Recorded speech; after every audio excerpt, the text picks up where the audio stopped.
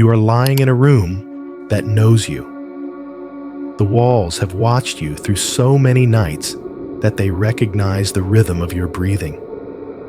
The ceiling above you is familiar, the same faint crack in the corner, the same soft shadow cast by the lamp on the bedside table. Outside, behind the glass, the country sleeps in its own scattered way.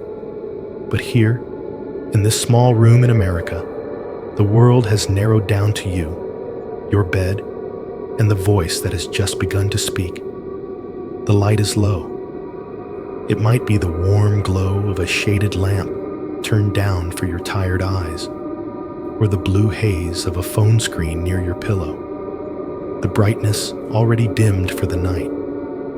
The screen locks itself every few minutes, the glow fading, then flaring awake again when you tap it with a slow, half-conscious thumb. On the nightstand, there is a glass of water. A thin ring of condensation has dried into a pale circle on the wood. If you listen very carefully, you might imagine you hear the water settle after your last sip, a tiny sound that hardly deserves to be called a noise. The bed carries your shape the way it always does. The mattress remembers the weight of your body. The sheets slide against your skin with that familiar whisper of fabric.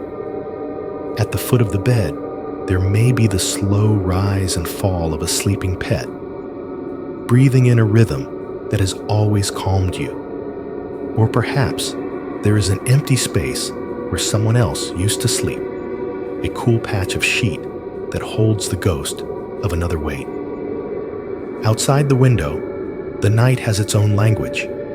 A car passes from time to time, tires hissing over asphalt, then fading into distance. Somewhere farther away, a siren lifts its voice for a moment, paints blue and red across buildings you cannot see, then recedes. In the kitchen, a refrigerator motor kicks on with a gentle growl. The heater exhales warm air into the room, clicks once as the vents adjust, then grows still again. The building itself speaks if you are willing to hear it. There is a faint ticking in the walls, the sound of pipes or metal cooling.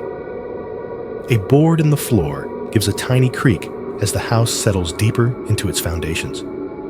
Above you, or below you, a neighbor closes a door. The sound travels through the frame of the building and arrives in your room as a soft thud. Now, under all of that, there is another sound. The low, steady murmur of a voice. It does not come from the hallway or the neighboring apartment. It comes from the device you set beside your bed, from the small speaker you have trusted on other nights to carry you through the dark with other people's stories. The voice is calm. It is steady. It is speaking directly to you. You do not have to move. You do not have to answer. You do not have to keep your eyes open. Just listen. Let the sounds around you blend with the sounds I describe. Let your breathing find a slow, comfortable pace. If a part of you stays awake, that is all right. This story is not in a hurry. It will sit with you as long as it needs to. There's a faraway place I want to take you to without asking you to leave your bed. It lives on the other side of oceans and languages, a city you have probably never visited and might never have heard of. And yet for a few years, it managed to frighten people who never set foot there. It began as a name passed between certain kinds of travelers, between merchants and men who wandered with more money than sense. They did not talk about it the way guidebooks talk about cities. They spoke about it in lowered voices on long train rides or over cheap dinners in bus depots, and they leaned in closer when they said its name.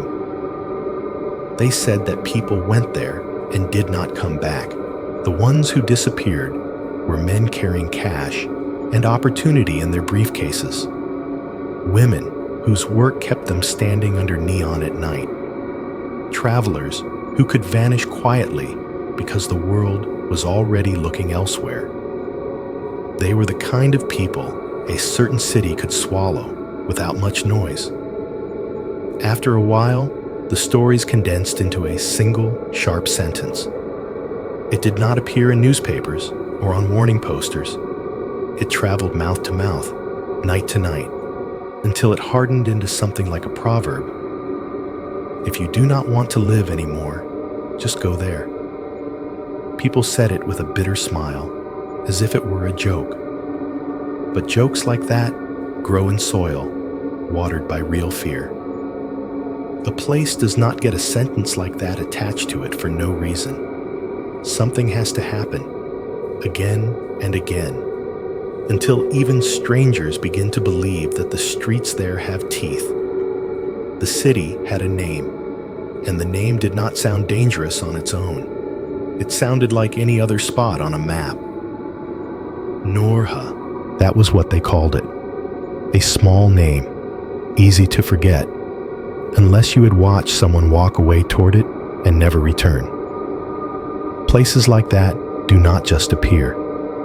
They are trained, slowly, by what people let happen in them. A street learns to keep secrets. A wall learns not to echo certain noises. A house learns how to hold its breath, while something terrible takes place inside. Over time, a city learns how to eat people and stay hungry. This is not only a ghost story. What happened in Norha belonged to the living, to hands and eyes and everyday choices. By the time it was over, by the time police and neighbors and reporters understood even a fraction of what had been happening below their feet, men with hammers had to walk into one very ordinary house, kneel on one very ordinary floor, and start breaking it open just to see how many voices had been sealed into the dark beneath. For tonight, you are safe above your own floor. Your house is quiet in its familiar way. Your glass of water waits patiently by your hand. But if you are willing, if you let your mind drift while your body grows heavier and heavier, we can go for a while to Norha, to the house where the floor stayed silent for much too long. Far from your quiet American room, the map bends north, and the air turns thin and sharp. If you could drift high above the world for a moment, you would see a pale river, a few black rails, cutting across fields the color of old bone, and a small knot of buildings hunched together against the wind. That knot has a name that means almost nothing to the rest of the planet. Here, they call it Norha. Winter reaches Norha early and leaves late. Even in autumn, the wind already bites at the edges of coats and finds every gap in cloth. It runs along the narrow streets like a stray dog that has forgotten how to ask for kindness. In the early 1990s, Norha is not much to look at. No glass towers, no famous skyline, just low concrete apartment blocks in tired grays and browns, small shops with dented shutters, and neon signs that flicker in weary reds and blues when dusk settles over the city. At the center of everything sits the railway station. The building is modest, its walls stained by exhaust and many winters, but the city's breath moves through it all day and deep into the night. Trains slide in and out with a patient rhythm, opening their doors to spill people onto the platforms, then swallowing others before rolling away again. Inside, the air smells of metal and tea and wet wool shaken from heavy coats. If you were standing there, the first thing you would feel is the sound. Loudspeakers crackle to life again and again, carrying announcements in a language you do not know. The words flat and official and strangely soothing. Their echoes bounce off tile and glass, turning sharp consonants into softer ghosts that float just under the ceiling. High heels tap on the worn floor, Some steps brisk and confident, others slow, as if the feet inside the shoes are not sure they want to be here. Suitcases roll and rattle, wheels catching on cracks. A kettle shrieks briefly at a tea stand, then clicks into silence. Somewhere near a fogged window, men lean over a small table. The clack of dominoes, cutting cleanly through the murmur of voices. Outside, the wind whistles through the gaps where the station doors do not quite meet, slipping inside at ankle height like a handful of ice water. A taxi coughs to life at the curb. The brakes of an incoming train scream metal against metal, then sink into a low rumble as it rests. Seen quickly, Norha is just another city doing what cities do, swallowing people every morning and spitting them back out at night a little more tired than before. Merchants arrive with their samples and their plans, carrying briefcases that feel heavier than they should. They step off the train, shoulders stiff from hours of travel, eyes scanning for hotel signs and business contacts, and something warm to eat. Some of them find all of that, and later they find the way home again. They leave on trains pointed toward brighter places, complaining about the cold, the food, the roads. After a few weeks, Norha becomes a gray blur at the edges of their memory. Some of them never catch the train back at all. You can see their outlines if you stand close enough to the lives they brushed against. The owner of a small guest house remembers one businessman who checked in late with a polite nod and a tired smile. He set his suitcase down by the bed, smoothed his tie, and said he would go out just to stretch his legs before sleeping. Morning came. The bed was still made. The key lay quietly on the front desk. The suitcase waited in the corner of the room, untouched. There was a report, a visit from the police, questions asked and answered, contents of the luggage carefully listed on a form. Then nothing. Days turned to weeks. No one came to claim the bag. In time, the suitcase was moved to a storage room, where dust found it more easily than people did. A cab driver has a different memory. Late one evening, a young man in a dark coat slid into the back seat of his taxi, gave an address in an older part of town, and spent the ride tapping restless fingers against his knee. As they drove, lights thinned. Newer shop fronts with bright signs gave way to sagging houses, small courtyards, and power lines crossing the sky like black scratches. I dropped him at a low house with a metal gate, the driver says when he tells the story. Nothing special.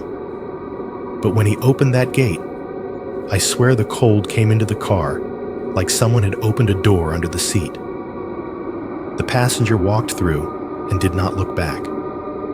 The driver never saw him again. One person going missing can be explained away. People run from debts, from marriages, from the versions of themselves they no longer want to be. They change their names, leave their luggage, vanish into other cities. But in Norha, small stories like these began to stack up quietly, one on top of another, like suitcases with no hands left to pull them from the belt. Station workers traded scraps of gossip in the break room. Another guy left his bag. They say a woman from down by the tracks has not been seen in days. Women who sold their nights under the tired neon outside the station grew more careful. They stood a little closer together. They watched which cars stopped where. Certain streets, they decided, were not worth crossing after a certain hour, no matter how hungry their pockets felt.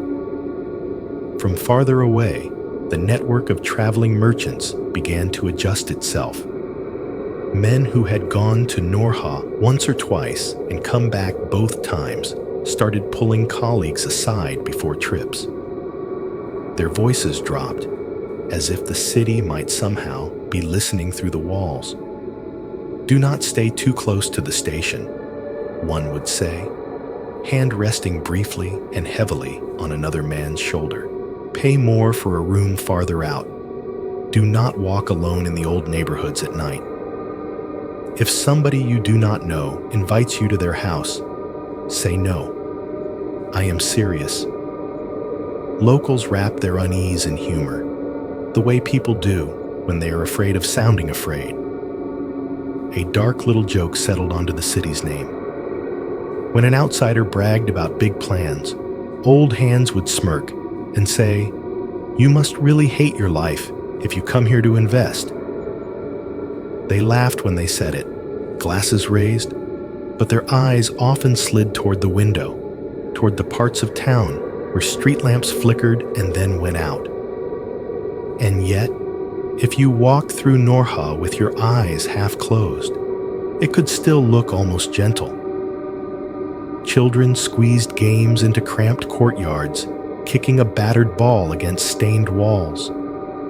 Their shouts bounced up to balconies where shirts and sheets hung on lines, swaying like tired flags.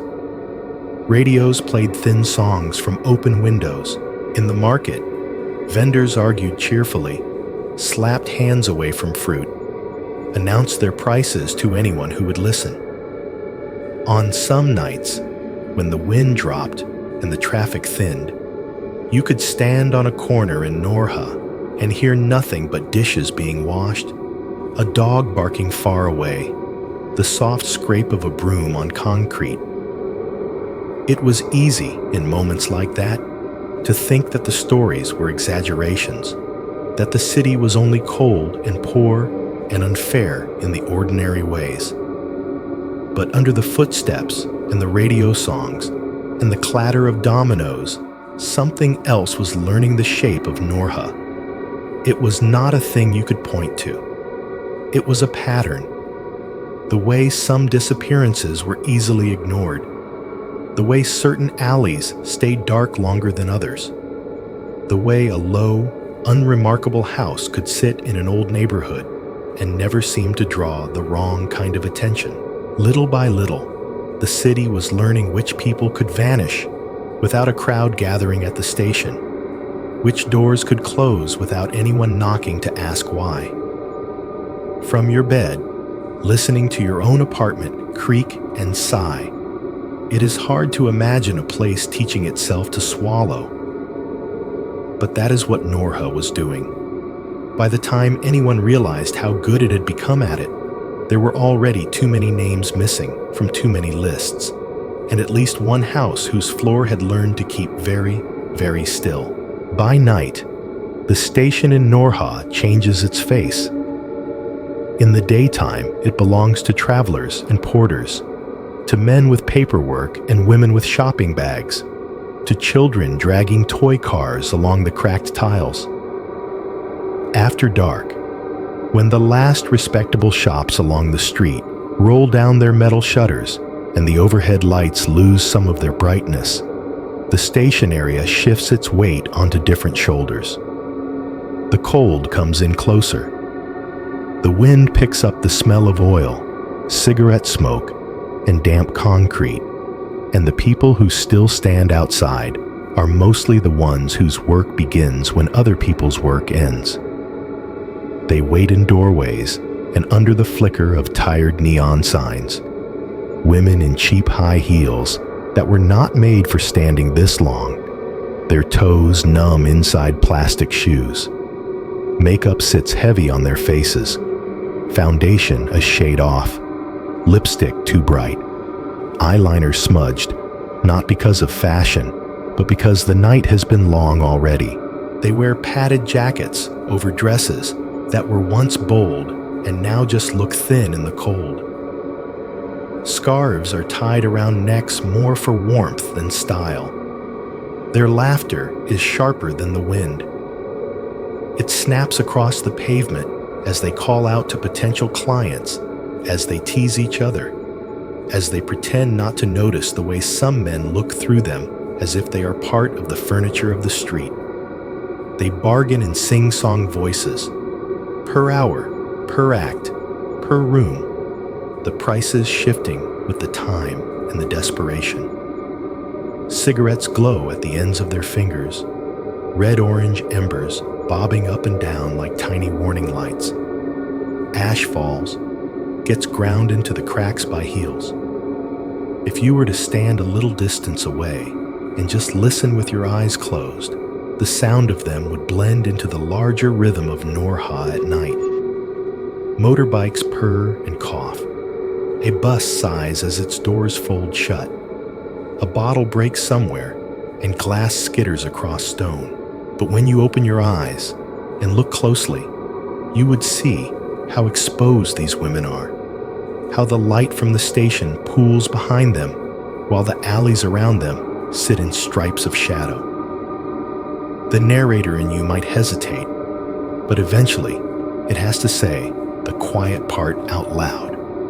Sex workers are perfect victims for a city that wants to practice disappearing people. They rarely appear in anyone's official records as essential. Many of them come from faraway towns, from villages where there were no jobs and too many mouths to feed. They send money back home when they can, but they do not necessarily tell their families exactly what they are doing to earn it. Their work is hidden on purpose, from parents, from children, from authorities, from neighbors.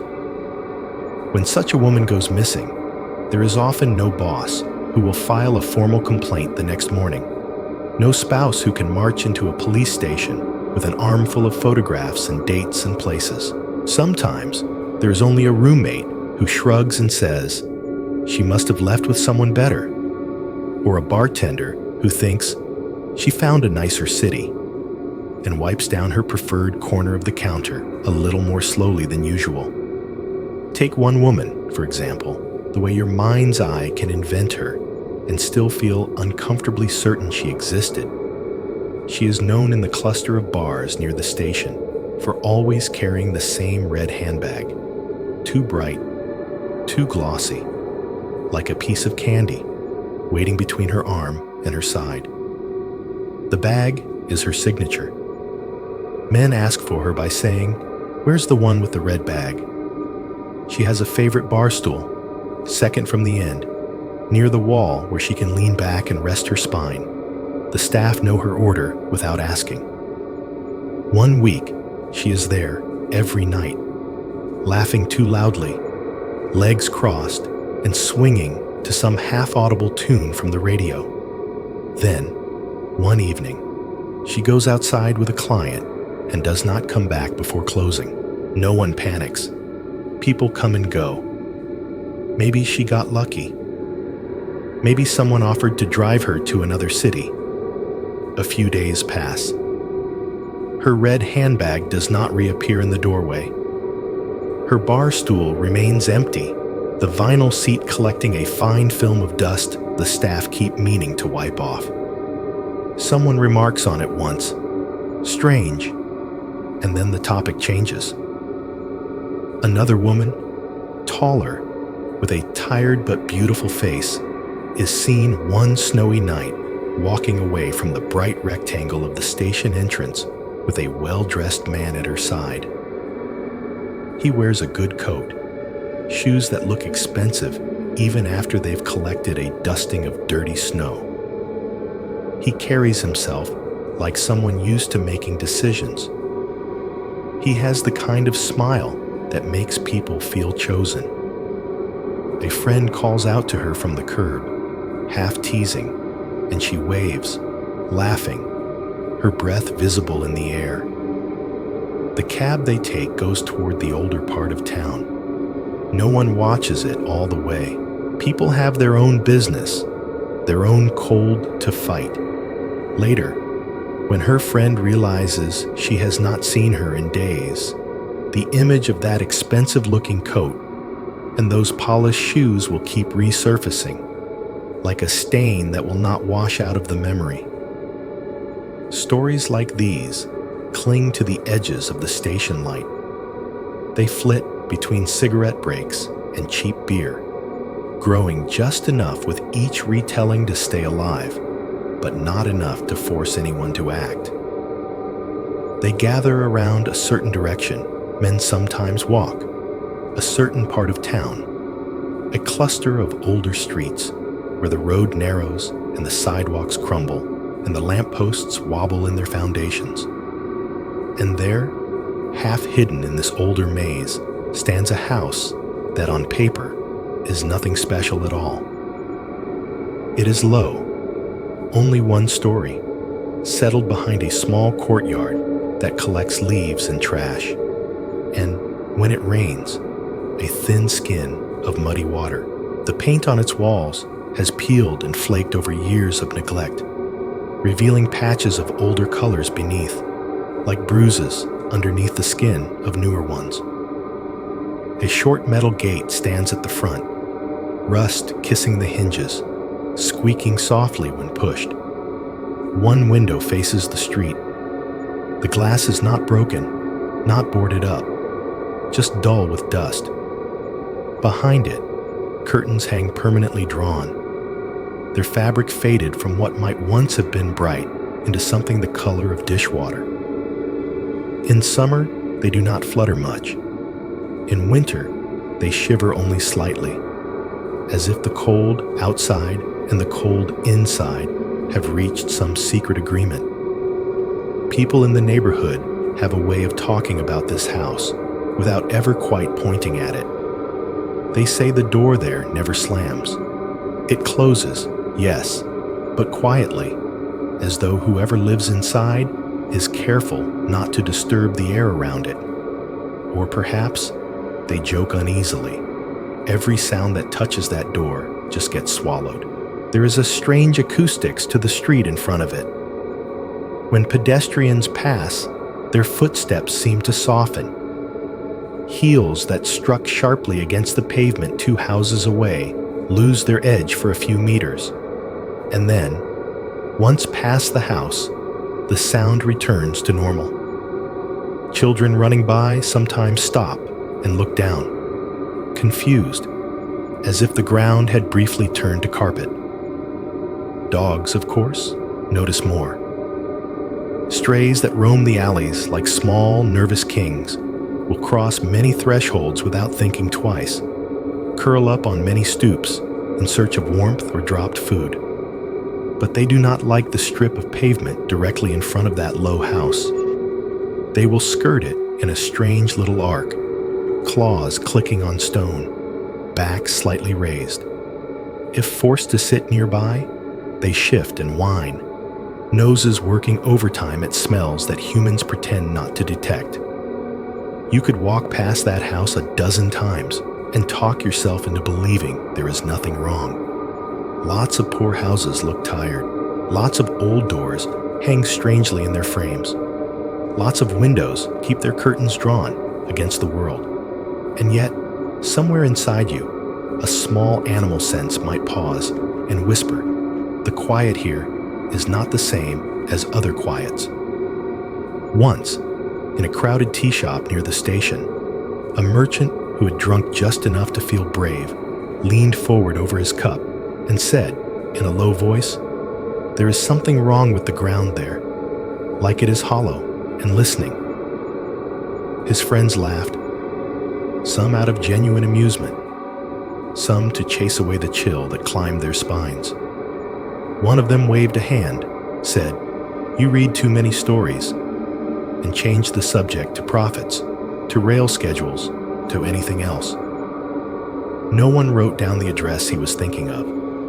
No one called the police to say, "Check that house, check under it." People paid their bills, buttoned their coats, and stepped back out into the night. Their footsteps echoed normally again as soon as they were far enough away. The house with the quiet door stayed exactly where it was, patient, as the city around it kept moving. Before the house learned to swallow, before the pit beneath the floor had a single body to keep it company, there was only a man walking through Norha, with his head a little too high.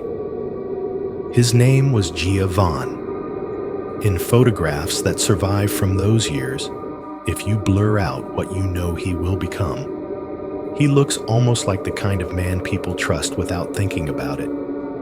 There is a certain symmetry to his face, cheekbones softened by youth, dark hair that falls just right even when he has not tried very hard. His eyes have a way of looking directly at whoever stands in front of him, giving them the short-lived illusion that for a moment they are the only person in the room. He carries two bloodlines in his bones, one from this country, one from somewhere farther west. On these streets, in these factories and train stations, that small difference is enough to make people look twice. It makes him stand out, and he learns very young how to use that little ripple of interest as a kind of currency. At the factory where he works for several years, the machines hammer and hum in endless rows. Their belts and gears pound out a rhythm like 100 artificial hearts beating in bad unison. The air is thick with dust and oil and the smell of hot metal.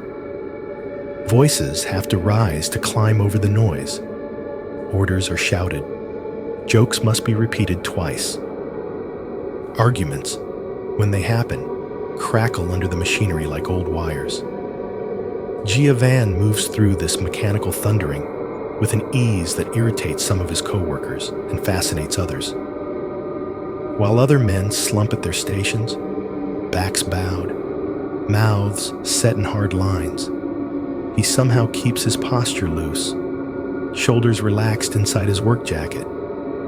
He jokes with the foreman in a way that would sound dangerous in another mouth. He remembers which woman prefers her tea with extra sugar, which one has a sick mother, which one has a brother who went away and never wrote back. He flirts as if it is a reflex. At lunch, he sits just close enough that elbows almost touch. He leans in slightly when he speaks, lowers his voice like he is sharing something precious, even if it is just a story about a movie he saw on a pirated tape. When one woman laughs, he looks at her like she has given him a gift. When another frowns, he apologizes with an expression so sincere that she wonders if she imagined the sleazy edge of his joke. There is a ring on his finger, a simple metal band that means he has a wife waiting in a small apartment somewhere. He plays with it sometimes, turning it absent-mindedly, while his other hand rests on someone else's wrist. He does not hide his marriage, but he does not let it get in the way of anything he wants. For him, vows are lines drawn on water. He loves attention the way other men love alcohol or cigarettes. It steadies him. It tells him he is real. When he walks into a room and heads turn, when he sees a flash of jealousy in another man's face, or a flicker of interest in another woman's eyes, something inside him stretches and purrs. He loves the feeling of being the center of many small worlds at once, each person seeing him slightly differently, each version still orbiting the same smiling core. Sex, for him, is not tenderness. It is confirmation. It proves that he can cross into someone else's private space simply by deciding to try. Control thrills him in the same way. He enjoys the slight tremor in a coworker's voice when they ask for a favor. The way someone's body language shifts when he threatens to tell a secret they revealed when they were tired and sad. He does not think of himself as cruel. He thinks of himself as clever. Life, as he understands it, is a game played with people as pieces. For a while, this way of being works. He has a job. He has a wife who once believed she loved the version of him he used to perform just for her. He has a child whose eyes follow him when he crosses the room. He has women at the factory who believe they are special because he smiles at them differently than at the others. The noise of the machines hides many whispered conversations. The pounding of metal hides the sound of his promises overlapping and contradicting themselves.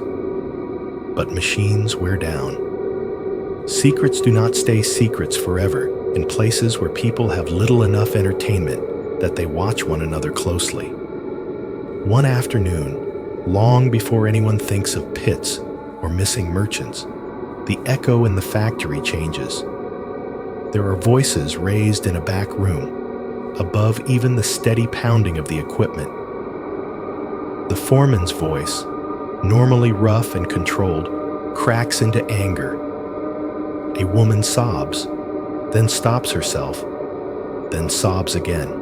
Another woman shouts something sharp, an accusation that rattles the thin walls. Names are said together that were supposed to stay separate.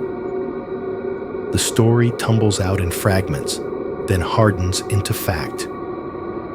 When Gia Van hears his name shouted this time, it is not in the soft, coaxing way he is used to from friends and lovers. It hits him like a thrown wrench. The sound rolls under the machines, heavy and violent, and the men at the nearest stations look up, eyes flicking between the closed office door and the line where he stands. His affairs are no longer a pattern of private thrills. They are a problem that the factory must solve. Management charts lines between his behavior and workplace tension, between his presence and the increased number of arguments, between his charming smile and the tear-streaked faces of workers who can no longer stand to be at adjacent tables. He is fired, not politely, not with regret.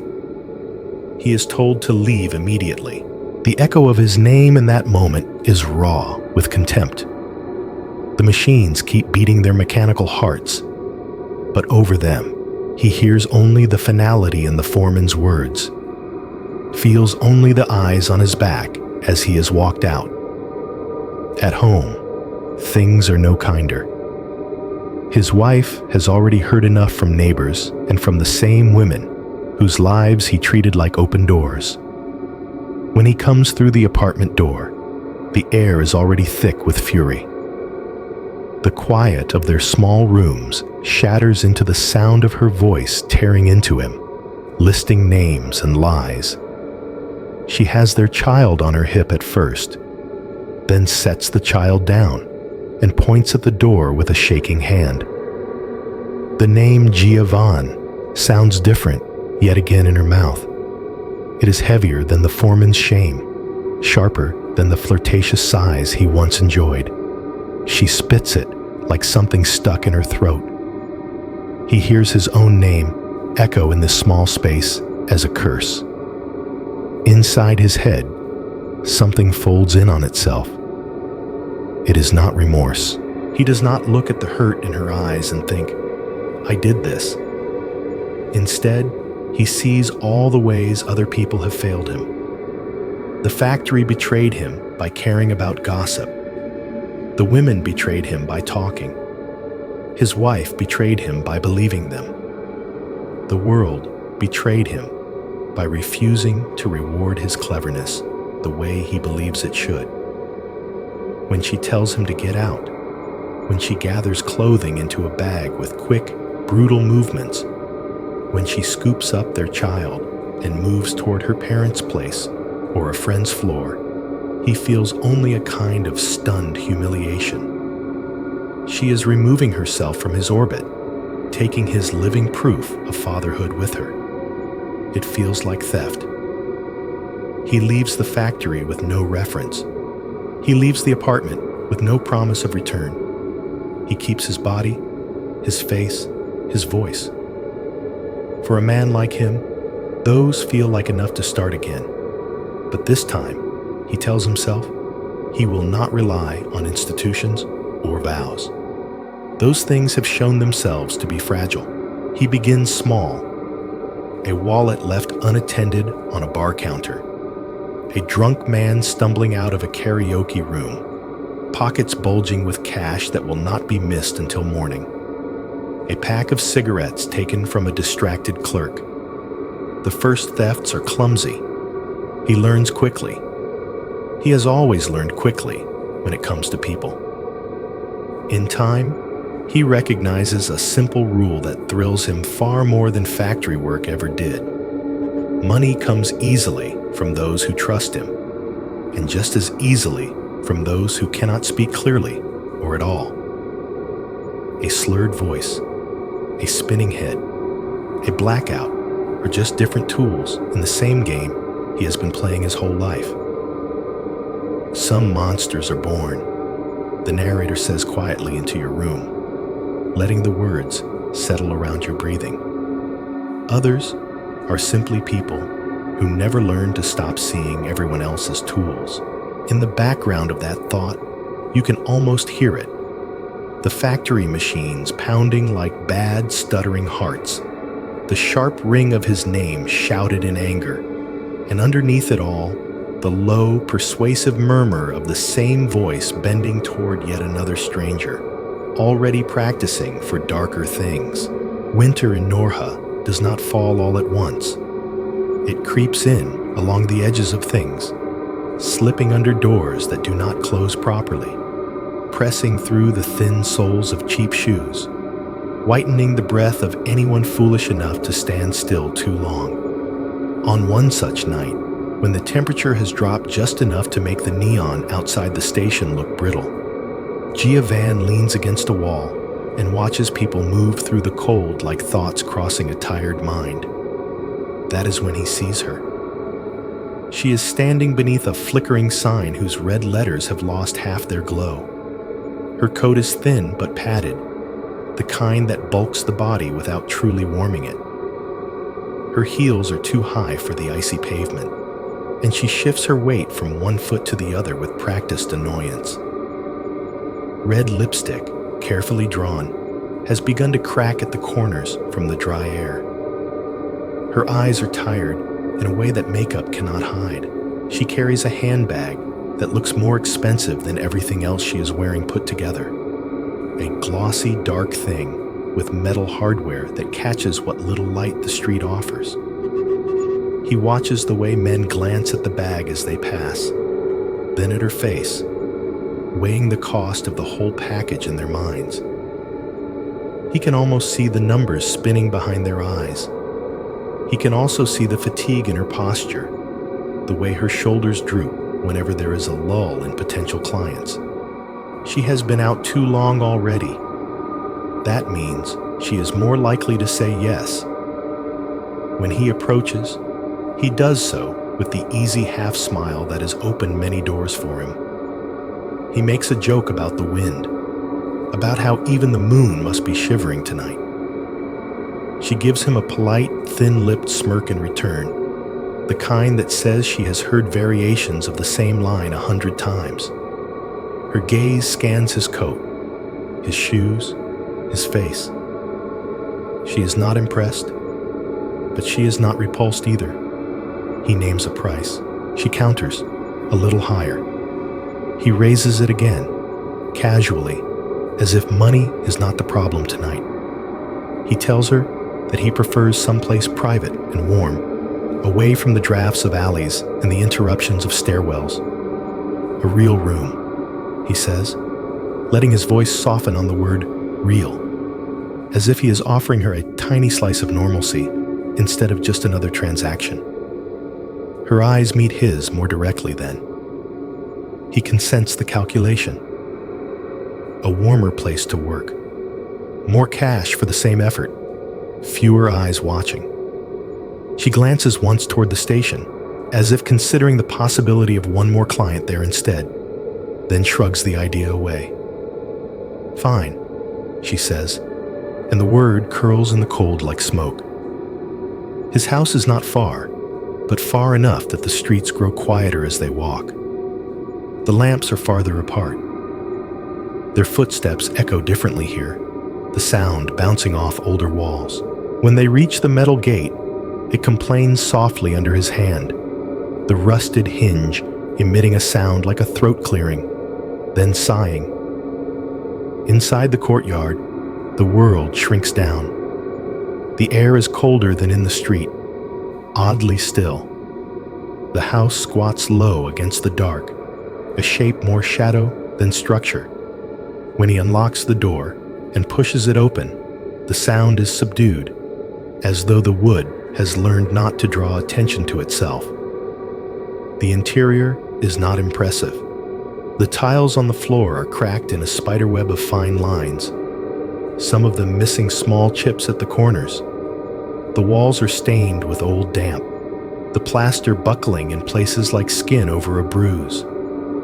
A sagging couch slumps against one wall, its upholstery rubbed thin where countless bodies have sat or fallen. There is a small table with a ringed pattern of stains from cups and bottles, and on the ceiling, a bare bulb hangs from a wire, casting a weak circle of light. It buzzes faintly, an insect trapped forever in the last moment before impact. Underfoot, the floor feels a little colder than the air. It is the kind of cold that seems to come from below, rather than from drafts around windows or gaps in the door. If someone who had known this land before it was concrete could stand there, they might remember a river that once ran near, the ghost of its chill pushing up through the years. She takes off her coat, lays the expensive bag carefully on the chair nearest the wall, as if afraid the furniture might collapse under its weight. She moves with the practiced efficiency of someone who has done this many times. Shoes, jacket, a quick scan of the room to check for hidden cameras or other people. He watches her, not as a person, but as a sequence of motions that will soon be interrupted. They go through the motions of a negotiation that has only one possible ending. He laughs when she demands payment up front, peels bills from his pocket, lets her count them. She uses the edge of her nail to straighten the stack, then tucks it safely away. In some other version of tonight, the exchange would end here. Two bodies trading brief, forgettable contact for cash, then going their separate ways. In that version, she makes it home tired but alive, and his name remains just another name whispered at factory gates. This is not that version. Mid-act, while the bed frame complains in small rhythmic creaks and the bare bulb throws their shadows in broken shapes across the wall, he lets his weight shift. His hands move from where they are supposed to be to where they were never invited.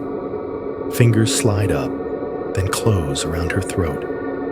At first, she thinks it is a clumsy attempt at something she has seen too many men find exciting. Her breath changes, but only a little. From bored to mildly irritated, she starts to murmur a warning, to tell him there is an extra charge for that, or that he needs to be careful. The words do not make it very far. His grip tightens instead of loosening. Sound sharpens around them. Her breathing, once steady and shallow, becomes ragged, then choked. The faint scrape of her fingernails over the sheet, trying to find leverage, turns into a more frantic scratching as she pushes against his chest, his arms, the air itself. The squeak of the mattress springs stretches into a steady, horrible rhythm that does not sync with any heartbeat. The bulb above them hums louder in the silence between gasps. Her eyes widen, confusion blooming into panic as she realizes this man is not playing, is not misjudging, is not going to stop. She tries to say something. His name, maybe, although she only learned it an hour ago. Or the word stop, or perhaps a curse. But the pressure on her throat squeezes syllables into meaningless sounds. He feels her pulse beating frantically beneath his fingers, feels the heat of her life pushing against his grip like a trapped animal. For a few terrible seconds, they are locked there, her hands clawing at his wrists, his own teeth clenched, as if he is bracing himself for an impact only he can see. Then, in the middle of all that, there is a single, soft detail that will return to him later in dreams. A tear escapes the corner of her eye, slides down along the bridge of her nose, and falls onto his wrist. It is warm, shockingly human. For a heartbeat, it makes him aware of the person inside the body he is crushing. The moment passes. Her movements grow weaker. The fingernails stop scraping and simply rest against his skin. The bed frame's creaking slows, then stops. The room remains the same shape. The bulb, the same dim sun. But something has dropped out of the air. When he lets go, her head lolls at an angle that looks uncomfortable, even for the dead. Her mouth is slightly open. The redness of her lipstick makes the absence of breath more obvious. Panic comes first, hot and acid, blooming up from his stomach. He steps back, chest heaving, staring at what he has done. The room feels different, smaller, as if the walls have leaned in to witness this new thing. He paces once, twice, runs a hand through his hair hard enough to hurt. For a trembling moment, he imagines what it would be like to open the door, walk to the nearest police station, and say what happened. He imagines his name in other people's mouths again, this time followed by words no one can take back. Then another thought slips in. The bag on the chair, the money she had tucked away, the small glitter of jewelry at her ears and wrist. There is value here that has not yet been claimed by anyone. There is, he realizes, nothing alive in this room except him. Nothing that can argue with his version of events if he simply chooses not to have one. The panic cools, not completely. There is still a shake in his hands, a strange lightness in his knees, but enough to make him move. He checks her pockets, removes the money, the jewelry, tests the weight of the handbag with a calm that would have repulsed his earlier self, if that self had ever been able to stand outside and watch. Then comes the question of what to do with the body. He drags her across the floor, and the sound of it will never quite leave his ears. The friction of cloth and skin against tile, the dull thuds as part of her catches and then releases. Once, the heel of her shoe hooks on a crack, holding for an instant before giving way with a small, sharp pop. That little sound, absurdly normal, pierces deeper than the rest. Her head bumps once against the leg of the sagging couch, and he mutters an apology to no one. At first, he thinks of the courtyard. The soil there is shallow and mean, but it is at least not indoors. He drags her out, breath fogging in front of him, fingers numb on her ankles. He finds a spade and presses its edge into the ground. The dirt grudgingly gives way, but every scrape and clink feels too loud under the open sky. Neighbors might hear. Someone might see from a window. The courtyard, he realizes, is too exposed. He abandons the half-hearted mark in the earth and brings her back inside, closing the door firmly behind him this time. The house swallows the returning silence, and he stands in the middle of the main room, panting, looking down at the floor as if seeing it for the first time. The tiles are old. Some are already cracked. They are not sacred. The idea comes to him then, not fully formed, not yet a plan, but as a simple possibility, a hole. He moves furniture aside, heart pounding in his chest, and chooses a spot where the tiles already look weak. He prizes them up one by one, the scrape of ceramic against cement, echoing strangely in the small room. Beneath, the compacted dirt shows itself, darker and colder than the air above. He takes the same spade and begins to dig. Each time the metal bites into the earth, the sound is different from what it was in the courtyard. Here, the walls catch it and throw it back, slightly altered, as if the house itself is tasting the idea. The shovel strikes something hard once, stone, he tells himself, and the vibration runs up his arms with a jolt like hitting bone. He grits his teeth and keeps going, sweat beading on his forehead despite the cold. As the hole deepens, he has to step down into it to keep digging, his boots pressing new shapes into the damp soil. The air down there smells dense, mineral, older than the city above.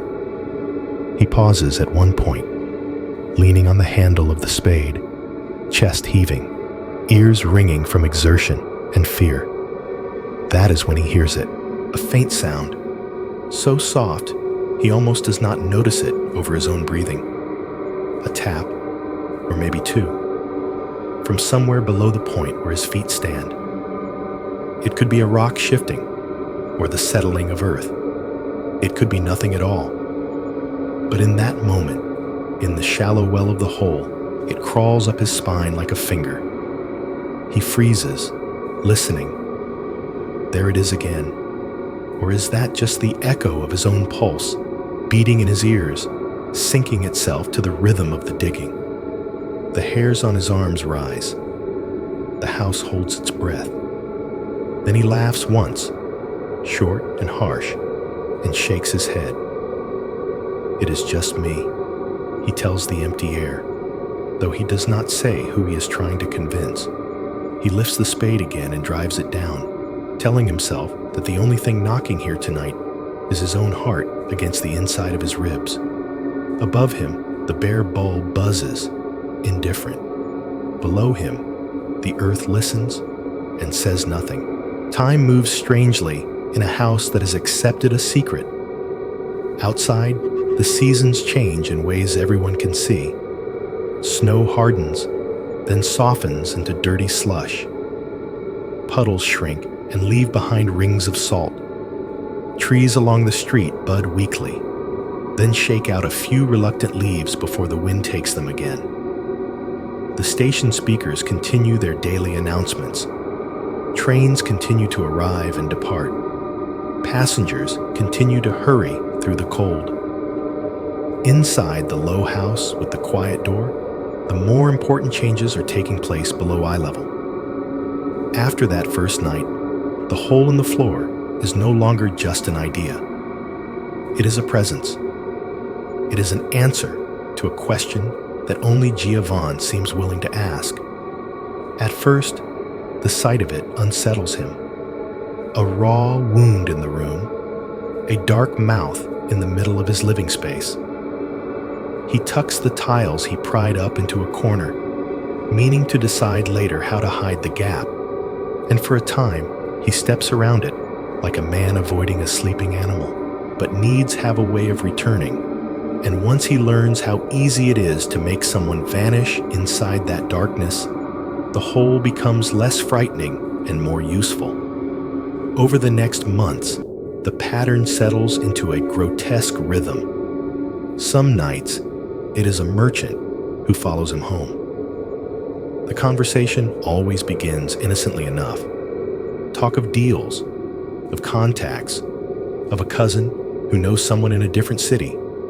They share cigarettes in the cold near the station. Van mentions he has a quiet place nearby where they can talk numbers without being overheard. The man, tired from travel and flattered by the attention, agrees.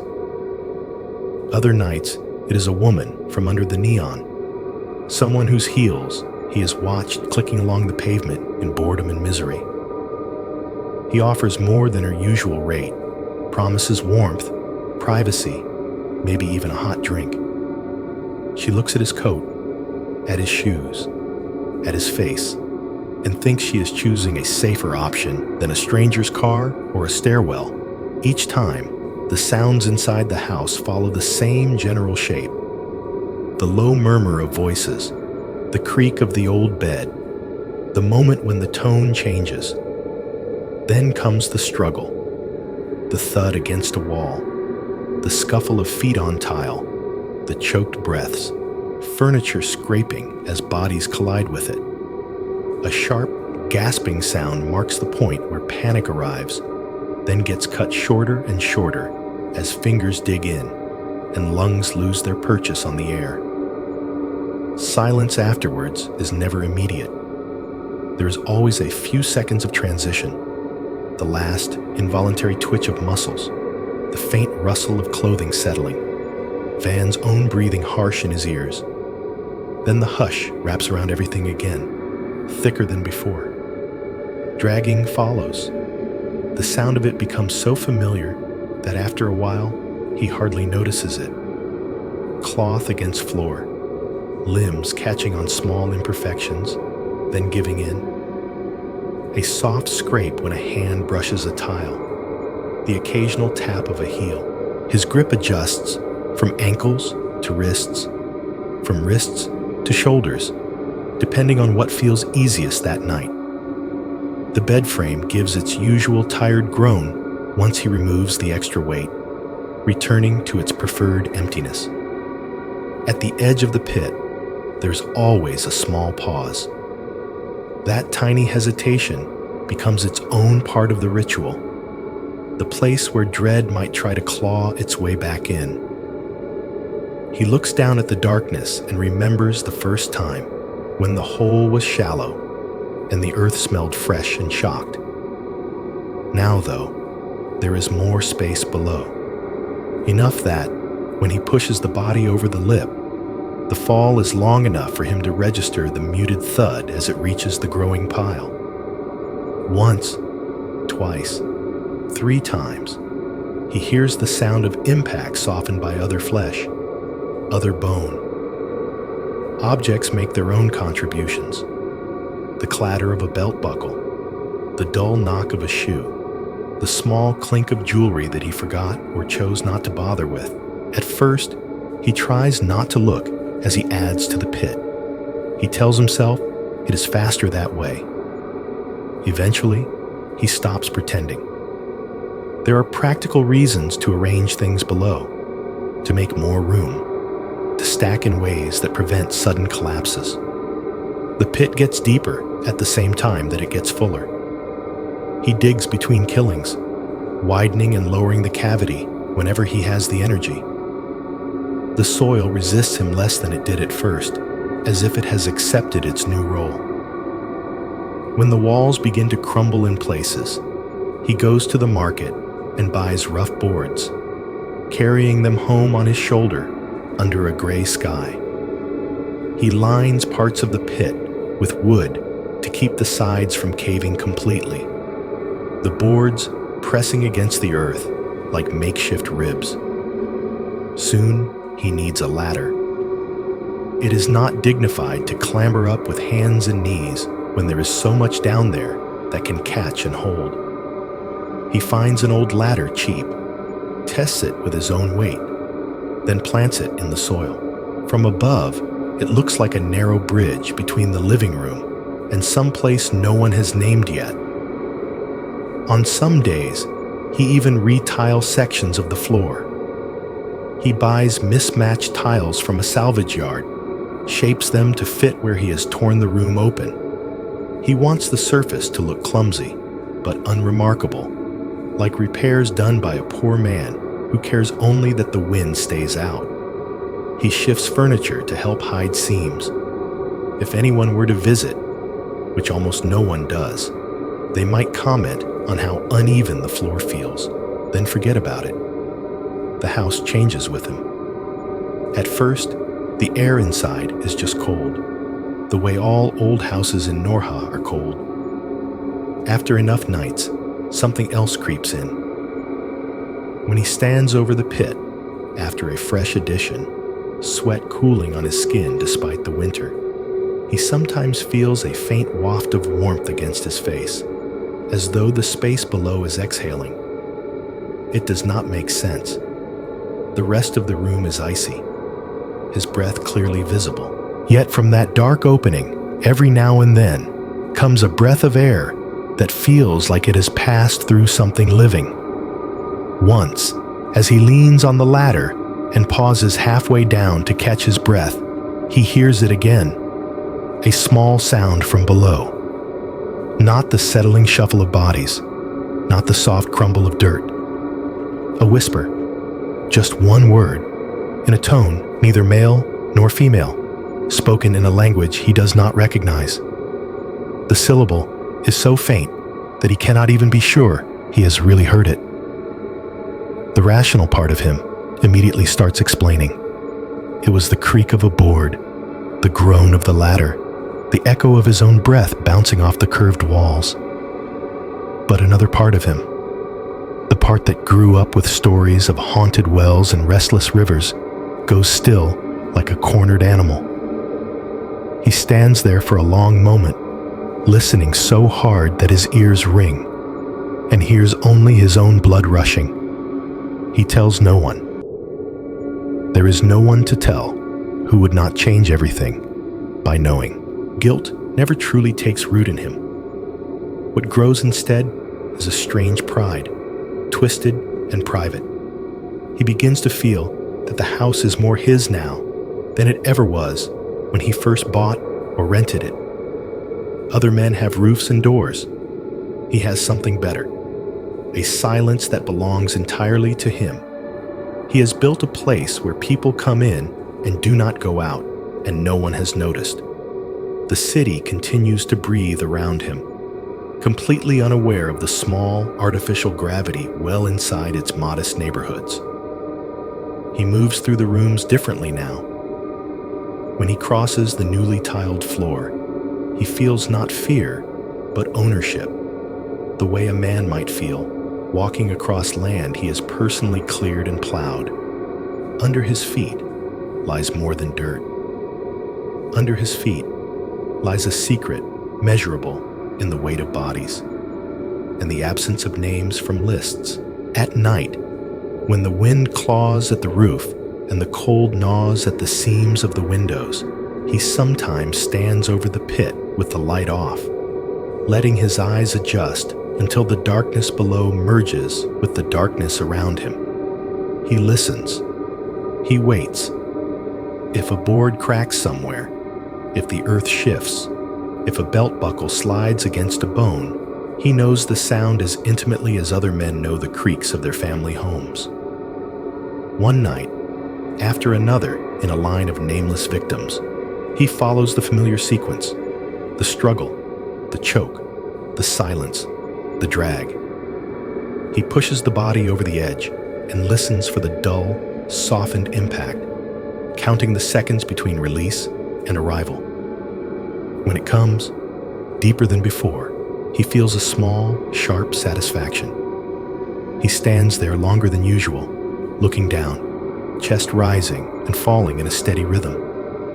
A thought surfaces in his mind with no effort at all, as natural as breath. It is not full yet. The idea does not frighten him. It excites him. Full suggests completion, an end. He does not want an end. He wants continuation, a project, a container for his will. In his head, the whole stops being a problem to manage and becomes something like a collaboration between him and the dark. From the safety of your bed, with your floor solid under you, and your room holding only your quiet life, the narrator's voice curls gently around the conclusion. The problem with a whole, it murmurs, is that it only feels complete when it takes everything. Before her name ever appears in a police report or on the lips of a judge, Ha Lin is simply a woman who spends her days teaching very small people how to be in the world. In the mornings, her classroom smells of crayons and watered-down glue. She kneels to tie shoelaces with fingers that have memorized the exact pressure that will hold a knot without hurting. She wipes noses with tissues pulled from a box decorated with cartoon animals. She smiles when a child proudly shows her a crooked drawing of a house with a sun much too large for the page. Her laughter in those hours is soft and genuine, the kind that leaks out when a child mispronounces a word in a charming way or insists that the cloud outside looks like a dragon. She is patient with spilled paint and sudden tears. When one child bites another, she separates them gently but firmly, explains in simple words that bodies are not for hurting, waits until the bitten one stops sobbing and the biter's anger dissolves into shame.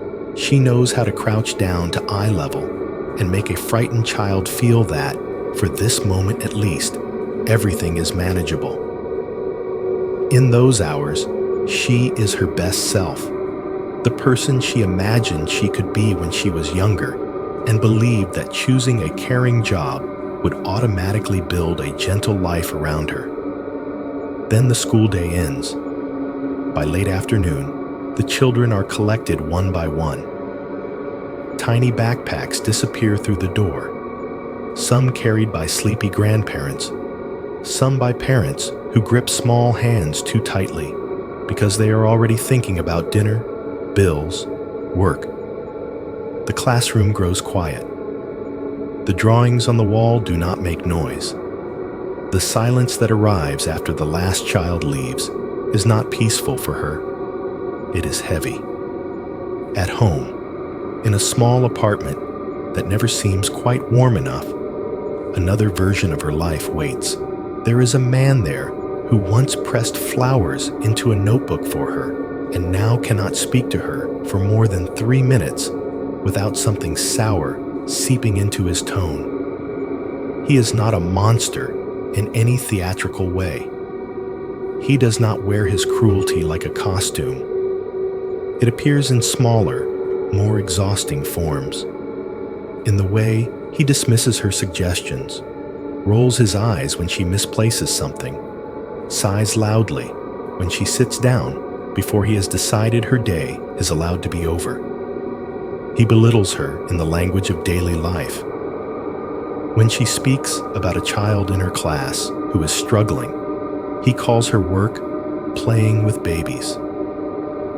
When she is too tired to cook a complicated meal after cleaning up the chaos of 20 children, he makes comments about lazy wives he has heard about from colleagues. When she mentions a bill they have not yet paid, he asks if she is accusing him of being irresponsible. The arguments that follow are rarely about whatever started them. There is a bright, small center in her life that keeps her from collapsing completely. Their son. He is 3 years old, with unsteady legs and eyes that light up when he sees her. He runs to her when she comes home, arms open, voice high with delight.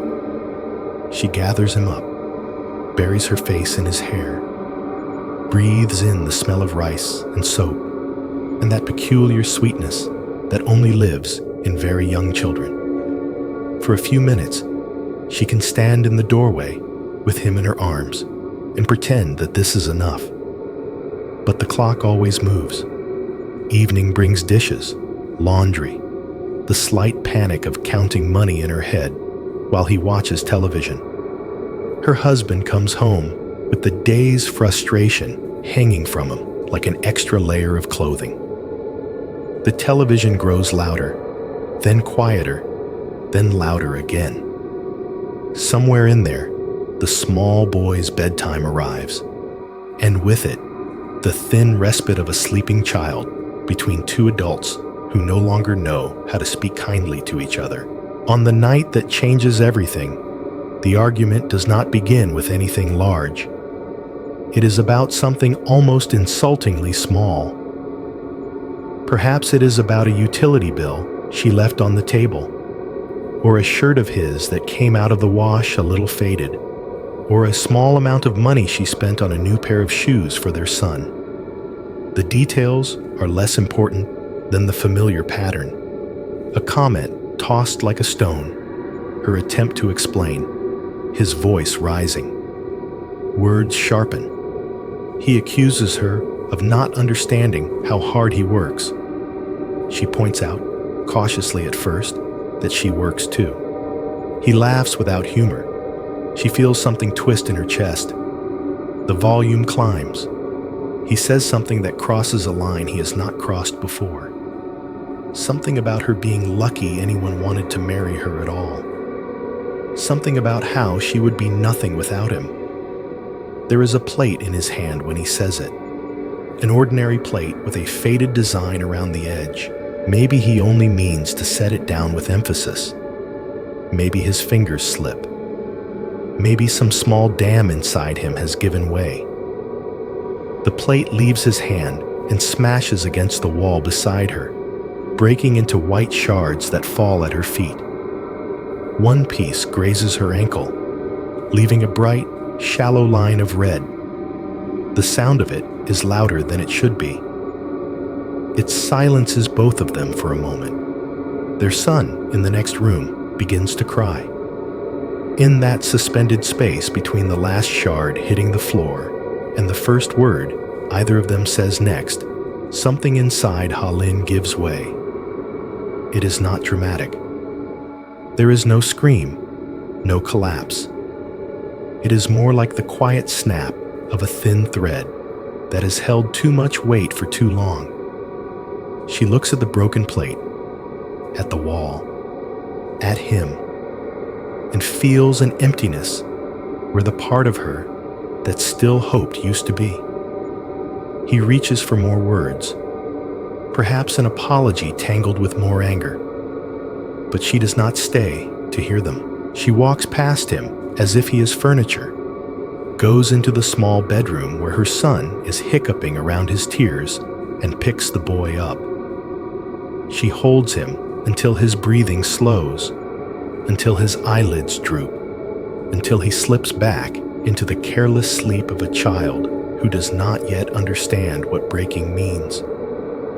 When she lays him back down, she moves very quietly. She smooths his hair, tucks the blanket around his small shoulders, and stands watching him for a long moment. Then she turns away. In the living room, the broken plate still lies on the floor. Her husband has not picked it up. She steps carefully around the pieces, opens the cupboard, and takes down a small bag. She moves through the apartment with a strange calm. Her identification, her wallet, a small amount of cash, a change of clothes. She does not take much. She tells herself she is only leaving for a while, that she needs air, space, a pause. The truth is bigger and quieter than that. She slips on her coat and shoes.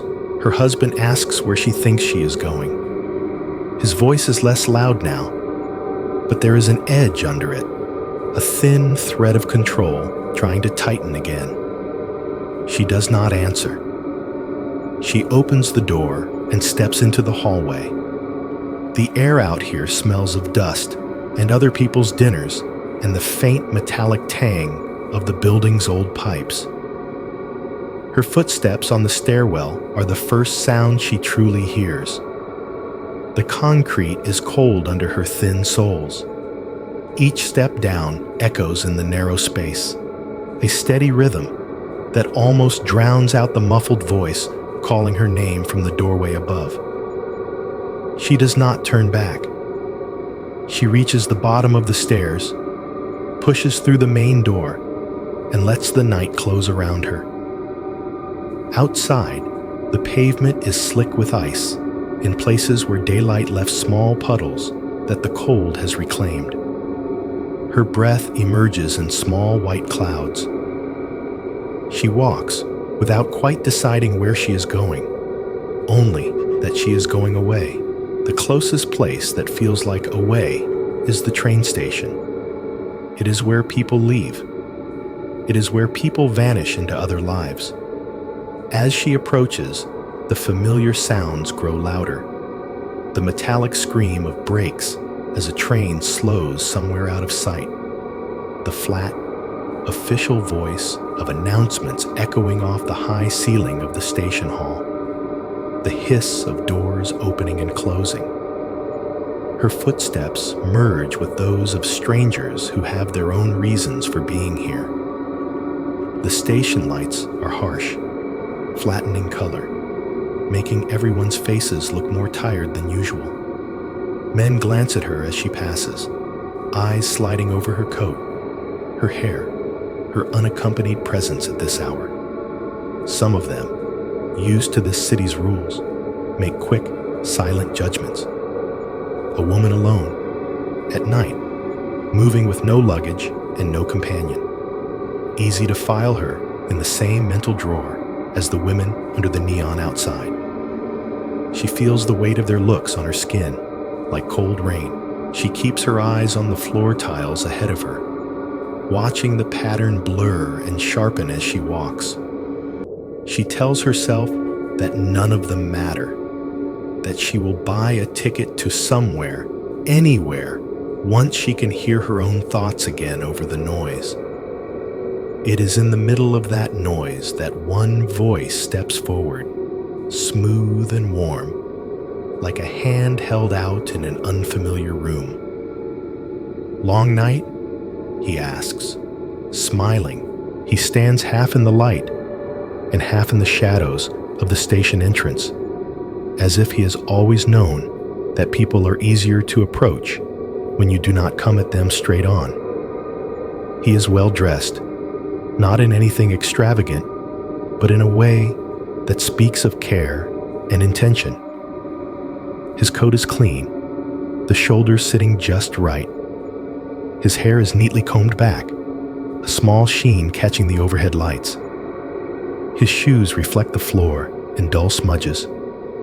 His face looks rested in a place where most people seem worn thin by travel and cold. "Long night?" he asks again, the corners of his mouth curving into a smile that is warm but controlled. His voice is low and smooth, carrying easily over the clatter and echoes around them without ever needing to rise. Ha-Lin stops because the sound of a person addressing her directly feels like a hand on her sleeve. She turns her head slightly, wary. Up close, the station's harsh lights are not kind to anyone, but he seems to hold his shape better than most, as if he has learned to adjust himself to whatever angle people are watching from. "I am fine," she says, too quickly. Her hand tightens on the strap of her small bag. She does not meet his eyes for long. He studies her for a moment, and his smile softens. "You do not look like you belong here," he says. He gestures vaguely at the entrance, at the people hurrying past with luggage and the women in padded jackets outside. "Not this late anyway. You look too soft for this station." The choice of soft is deliberate. It can mean vulnerable. It can also feel like a compliment. Coming from him, it does both at once. Her immediate reaction is defensive. She hears in his words the unspoken assumption that every woman alone here after dark must be selling something. Her shoulders stiffen. "If you are looking for that," she replies, the tiredness in her voice sharpening into iron, "you should talk to the others. I am not here for that." He raises his hand slightly, palms out, in a gesture of surrender. "I did not mean it like that," he says quickly. "I am sorry if it sounded wrong. I just meant that you look like someone who should be home, not standing under these lights with all the smoke and the shouting. The station eats people when it gets late. It is not a gentle place." The phrase, "the station eats people," slides under her guard, an echo of the darker jokes she has heard in other mouths. He delivers it with a half smile, as if it is only a figure of speech. His eyes, however, watch her carefully, measuring the effect. She should walk away. She knows this. She has told other women, friends, and co-workers to ignore strange men who appear at moments of weakness, but her head is buzzing from the fight at home, from the breaking plate, from the small cut on her ankle that still stings inside her shoe. The lights are too bright. The echo of announcements drills through her skull. The air smells of too many lives passing too close together. I said I am fine, she repeats, but the words have less force this time. He does not press. That is another thing he has learned, to retreat half a step so that the other person feels the space between them is their own. All right, he says, but I'm going to sit down over there for a while. He nods toward a plastic bench along the wall. If you decide you want someone to talk to who has no right to judge you, I will be there. I remember what it was like to have nowhere else to go but this place. He walks away without looking back, which is exactly what makes her eyes follow him. He sits, as promised, hands folded loosely between his knees, gaze drifting over the concourse without really focusing on anything. He looks like someone waiting for a train he knows will be late. She stands where she is for a while longer, listening to the announcements, repeating the same destinations, the scrape of a broom somewhere, the occasional burst of laughter from a group of teenagers in a corner. She is alone in a place built for people leaving, and she suddenly cannot remember what her plan was when she walked here: to buy a ticket to somewhere else, to sit on a bench until morning and then go back as if nothing had changed. The future feels like a room with no doors, only mirrors. Her feet move before her mind has decided. She finds herself walking toward the bench where he sits. "Still here?" he says quietly when she comes close, as if he did not want to startle her. He shifts to make space.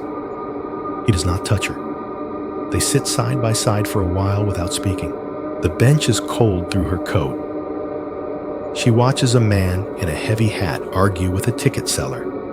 A child drags a stuffed animal along the floor until its fur grows gray. A woman in a bright scarf places her head on her suitcase and dozes. "Did someone hurt you?" he asks finally, the question gentle enough that it could almost be concern and not curiosity. She hesitates. There is a line she has not crossed often, the one between keeping everything inside and letting just a small piece slip out. Tonight, that line already feels frayed.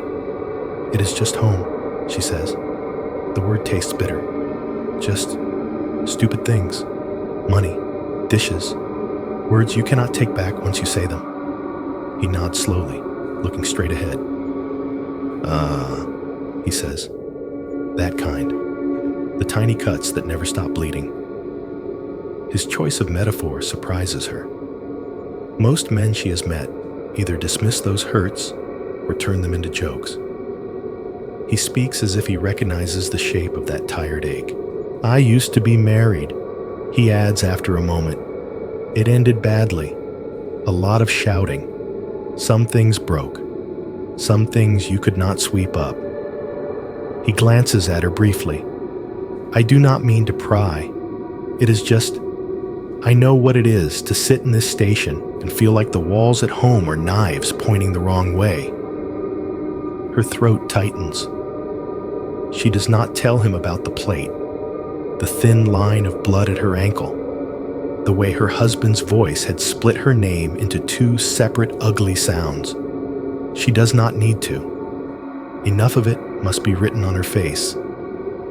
They talk in low voices.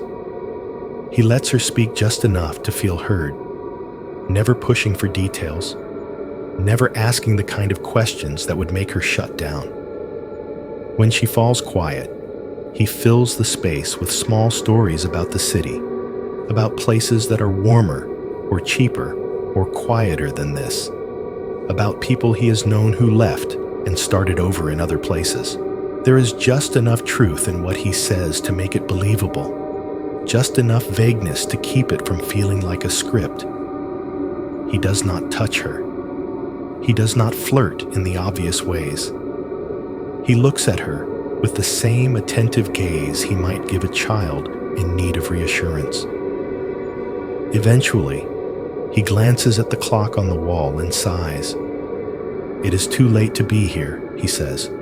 You look like you have not eaten since afternoon. I am going to get dinner. You can come with me or not. That is your choice. I mean no harm. Eat, talk a little more, then you can decide what to do next. I know a place not far from here. It is warm. You do not owe me anything. The offer of food hits her at a level below thought. She is hungry. She is cold. The idea of sitting somewhere that is not this harsh, echoing hall is suddenly overwhelming.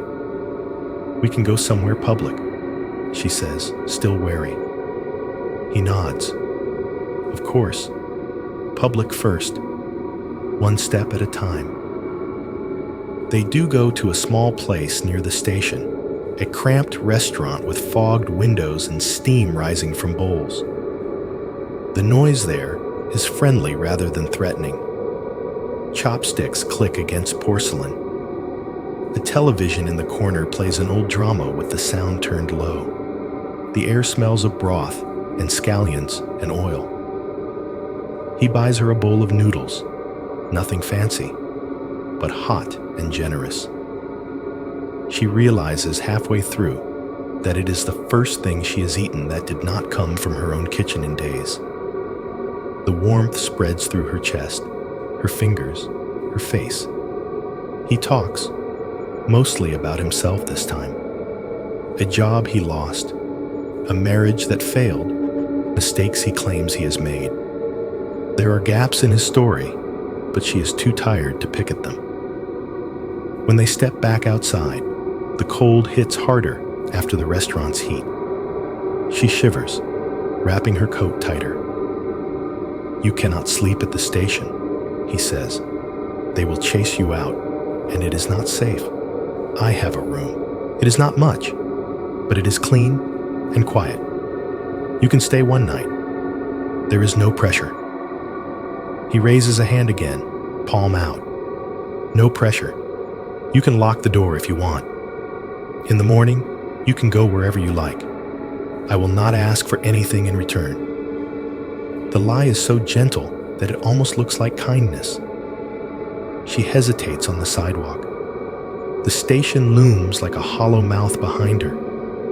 The streets ahead are lined with shadows and shut doors. Her husband's face flashes in her mind, twisted with anger. Her son's sleeping form, small and warm, floats up behind her eyes. She feels like she is standing between two bad choices: to go back to the place that cut her, or to follow a stranger into the dark. She chooses the one that does not immediately hurt. He leads her through side streets that grow quieter with every turn. The lamps are fewer here. The shadows gather in corners like old stains. Their footsteps sound loud for a while, then soften as they enter the neighborhood where his house waits.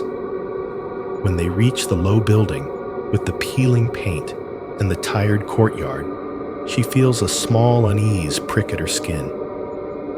The house sits oddly on its piece of land, as if it has settled too quickly. The single window facing the street is as blank as an eye with the lid half closed. Inside, the air is colder than outside.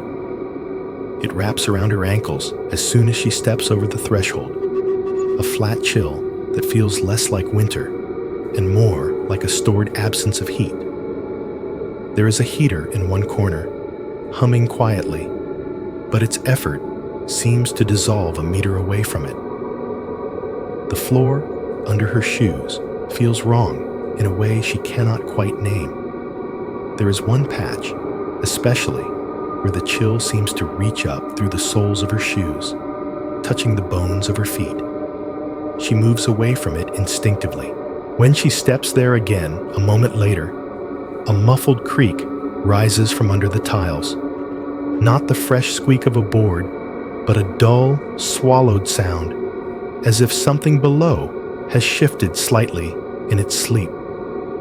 She glances at him, but he is busy closing the door with careful movements, turning the lock slowly so that it does not click loudly. A small draft kisses her calves. and she realizes with a start that it is coming not from around the window or from the edges of the door, but from below, lifting from the floor like a slow exhale. They talk for a little while in the main room. He pours her tea that tastes faintly of dust. He asks a few more questions about home, about work. She answers in short phrases, her earlier flood of confession drying up now that the station is behind them. The room feels too quiet. The buzzing of the bare bulb above them grates on her nerves. The silence between his questions stretches longer each time. Then something in him changes. It is subtle at first, a shift in the angle of his shoulders, a new weight in his gaze. His smile loses its softness. The warmth in his eyes cools into calculation.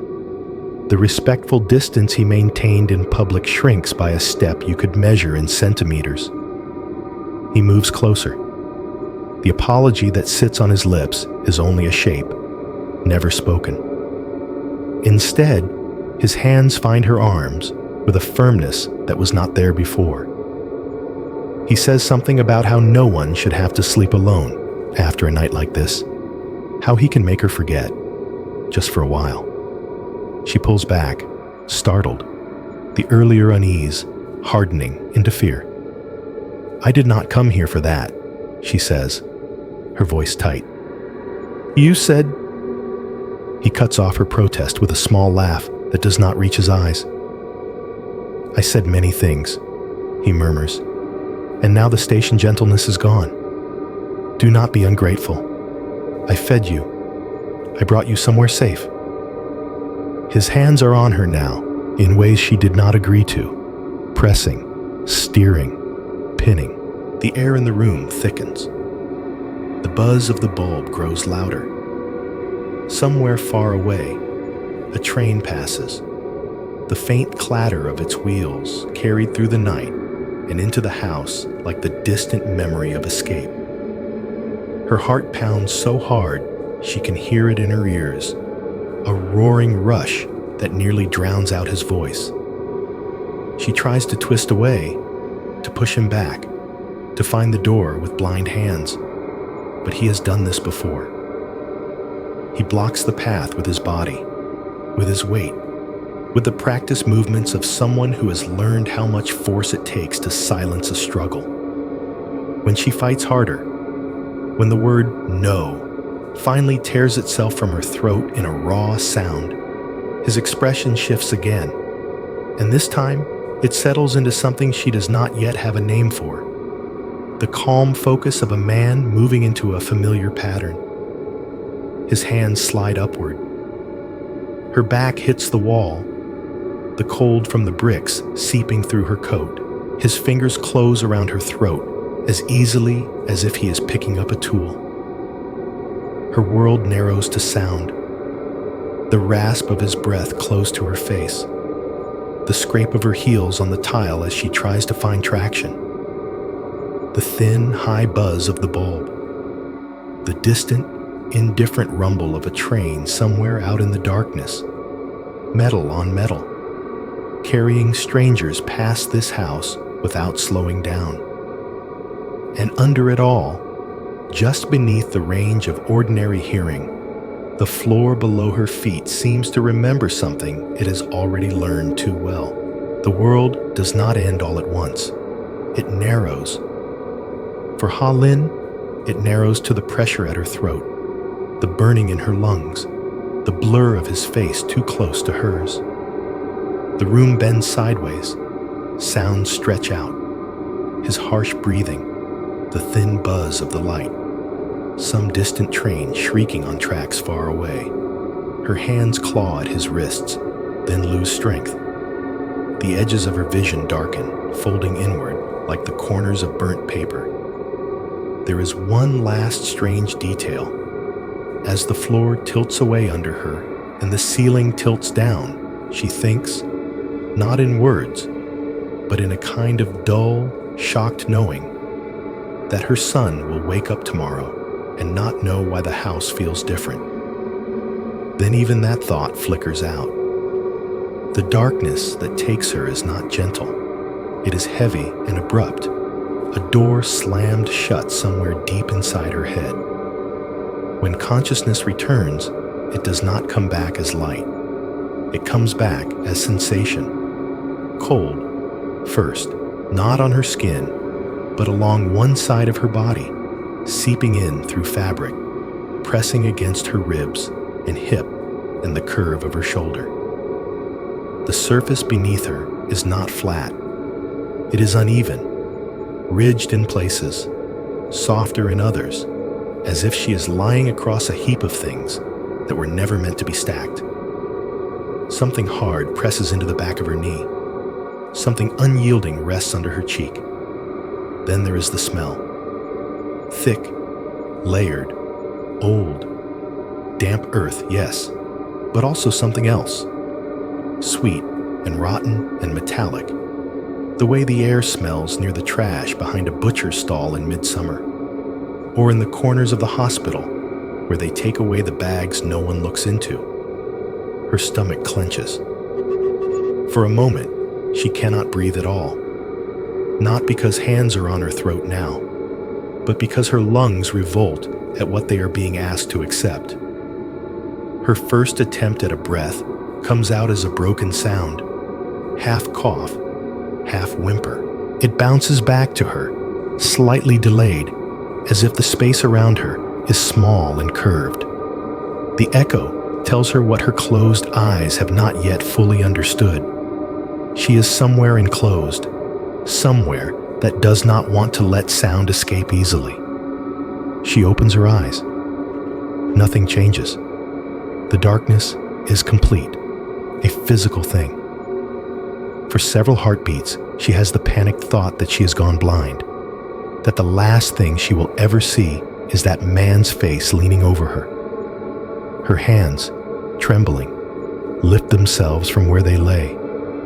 Her fingers brush against what she expects to be a wall or the floor. It is not a wall. It is not floor. Her left hand finds cloth first, then something beneath it that gives more than wood but much less than water. It has a faint elasticity that makes her teeth hurt even to imagine. Her fingertips slide upward. They find seams of a jacket, a collar, the edge of a necktie. Higher still, they touch skin that is no longer warm. It is slack, rubbery, cold. She jerks her hand back with a small cry she cannot hold in.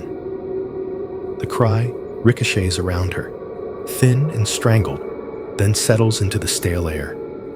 Slowly, painfully, her eyes begin to adjust. It is not that light has appeared. It is that her brain, desperate not to go mad inside a black box, starts to amplify every tiny scrap of difference between shadow and deeper shadow. Shapes emerge, at first abstract, then horrible.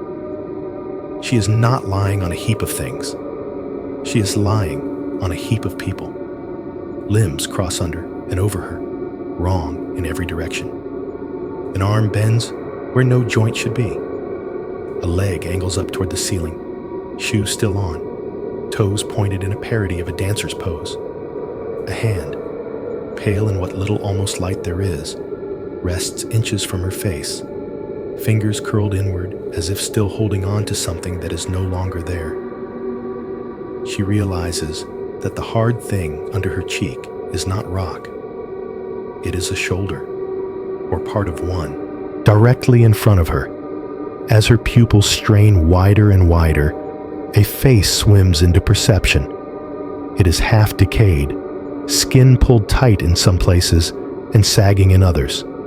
Lips dried back from teeth in a snarl that might once have been a scream. One eye socket is empty. The other still holds something shrunken and dark, sunk deep in its cave. The jaw hangs slightly open, as if about to speak or cry out, frozen forever in that almost sound. She recoils, or tries to, but there is nowhere to go. Her movement makes other shapes shift. The entire mass under and around her subtly rearranges itself with a series of tiny, sickening noises. Soft thuds, the creak of bones brushing against each other, the sigh of cloth settling. It feels as if the pile of bodies is exhaling in annoyance at being disturbed. Far above, somewhere she cannot see, a drop of water, or something like water, lets go from a height and falls. She hears it tick against something on the way down, then land with a faint, obscene pat in the muck near her ear. Her own breathing grows harsh. Each inhale drags the terrible smell deeper into her chest. Each exhale comes out as a hoarse rasp that bounces back from nearby dirt walls, turning one terrified person into what sounds like several. Her heart slams against her ribs. For a moment, she is sure it must be jostling other hearts around her, waking them, calling them back. No, she whispers, though she is not sure what she is denying. Her voice cracks. The word evaporates into the stale air. She has to get out. The thought repeats, drum-like, in her skull. She has to get out. It is almost impossible to move, but panic lends her strength. She pushes with her hands and elbows, trying to find surfaces that are not faces, not chests, not the places where bones gather. Each time her palm meets a curve of skull or the slope of a ribcage, her stomach lurches, but she forces herself onward, upward. The bodies shift again, accommodating her path. Someone's hair? Dry, brittle, still faintly scented with long-ago perfume, snags on her fingers and clings. Her head knocks against something hard and flat above. She realizes she has reached the top of the heap. Above that, she can feel wood. Her fingers splay against rough boards, tracing their edges, finding the seams where one ends and another begins. Splinters catch at her skin. The boards are joined tightly, but not perfectly.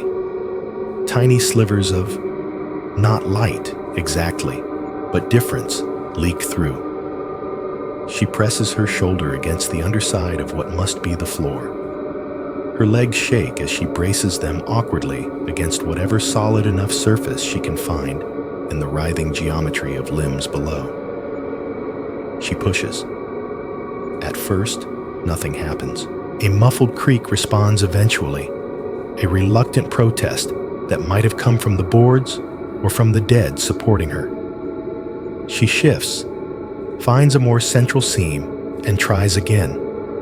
This time, one of the boards gives half a finger's width. A thin line opens. Through that narrow wound, light finally enters. It is weak, the color of old milk, but in contrast to the total blackness below, it feels like staring into the sun. It cuts across her face in a thin stripe, illuminating one eye, one cheekbone, the curve of her jaw. Dust floats in the beam like tiny pale insects. She pushes harder, teeth gritted, and the gap widens enough that she can tilt her head, pressing one eye to it. From her skewed angle, she sees a strip of the room above, part of a table leg, the edge of the couch, someone's shoe. She draws in a shaking breath that tastes slightly fresher than the air below. And for a heartbeat, she dares to imagine that she can force her way fully out, that she can climb free and run barefoot over the tiles and out into the street. Then something moves on the other side. The shoe shifts. The shadow changes shape. Someone steps closer to the crack, and then, suddenly, the view above is filled by a face bending over the gap. Van looks down at her with the calm curiosity of someone inspecting something he has caught in a trap. His features are upside down from her perspective, forehead nearest, chin farthest, but his expression is painfully clear. No surprise, no guilt. A faint, almost scientific interest. For a moment, they simply stare at each other, her eye wide and wet in the narrow slice of light, his gaze dark and steady.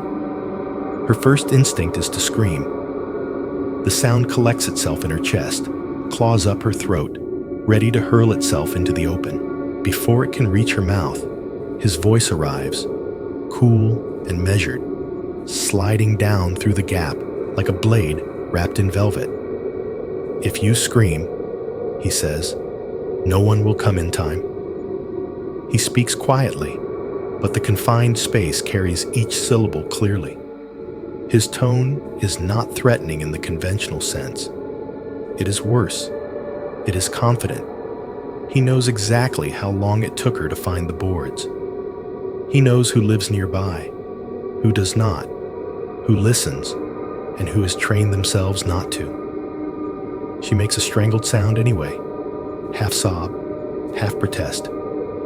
He watches her, then continues, as if following a script he's written and rehearsed alone. "If you go to the police," he adds softly, "your son will come down here before you do." The words hit harder than any blow. She goes still. The air in the pit thickens around her. In a single instant, she understands that this man, this stranger, knows things about her life he should not know. She feels a fresh wave of nausea that has nothing to do with smell. Her fingers, which had been straining at the edge of the board, tremble. "How?" she begins, but her voice breaks. He shifts slightly so that more light spills down around his face. In his hand, between his fingers, something glints. A small card, familiar in shape and color. Her identification. The photo on it shows her in a better moment. Hair neater, eyes less bruised by sleeplessness. Beneath the picture, in neat printed letters, is her full name. He reads it aloud, enunciating carefully, then says the address printed there. He mentions the name of her workplace, the kindergarten, rolling the word in his mouth as if tasting it. He even says the nickname of the alley near her building, the one only locals use. "I know where you live," he says pleasantly. "I know where your little boy sleeps. I know the path you walk every day with him when you take him to your mother's on the weekends." The pit sways around her. She clutches at the boards to steady herself. Down below, the bodies shift again, a slow, grotesque settling. The sound of it is like 100 quiet agreements. "You think I would bring someone here without knowing everything I needed to know first?" he goes on.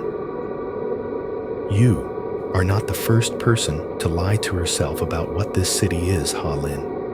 You just had the misfortune of doing it when I was watching." She squeezes her eyes shut. Tears force their way through anyway, hot against the grime on her cheeks.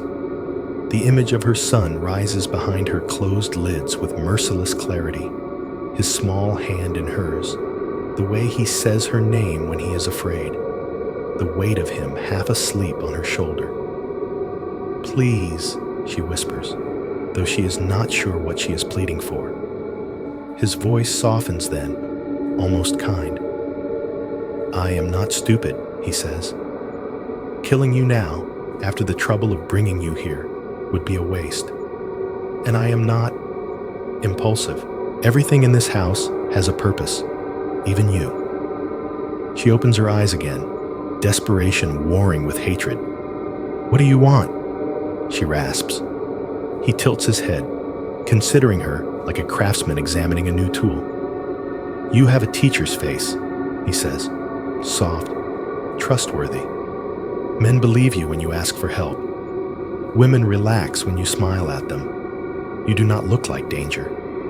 You look like the opposite of danger. That is valuable to me."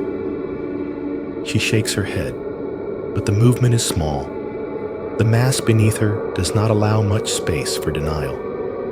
"I am giving you a way to live," he continues. "Listen carefully, because I will not offer it twice. You stay with me. You help me. You bring people here, the kind of people I tell you to bring. You smile at them. You convince them. You walk them through that door." He taps a knuckle against the wood above her for emphasis. The sound echoes down into the pit like a judge's gavel. In exchange, he says, your son wakes up tomorrow, and the next day, and the day after that. In exchange, he never has to learn what the air down there smells like. The implication hangs between them, heavy as any corpse. If you go to the police, he adds, almost as an afterthought, I cannot protect him. You know how long they take to move. You know how slowly they believe women like you.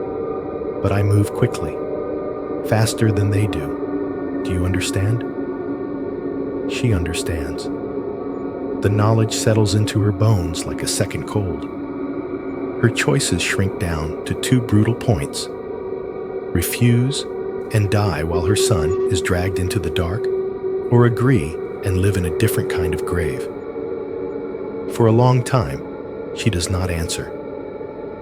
Tears slide down the bridge of her nose and fall into the shadows below, tiny, useless offerings to the already drowned. Her throat tightens around every word she might have wanted to say in another life. No, I will not. Take me instead. In this life, in this pit, with this man watching, she finds that none of those words can pass her lips. Very slowly, she nods. The movement is barely more than a tremor, but he sees it. His smile returns, small and satisfied.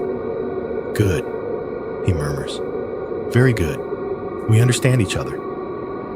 He pushes the board back into place with deliberate care.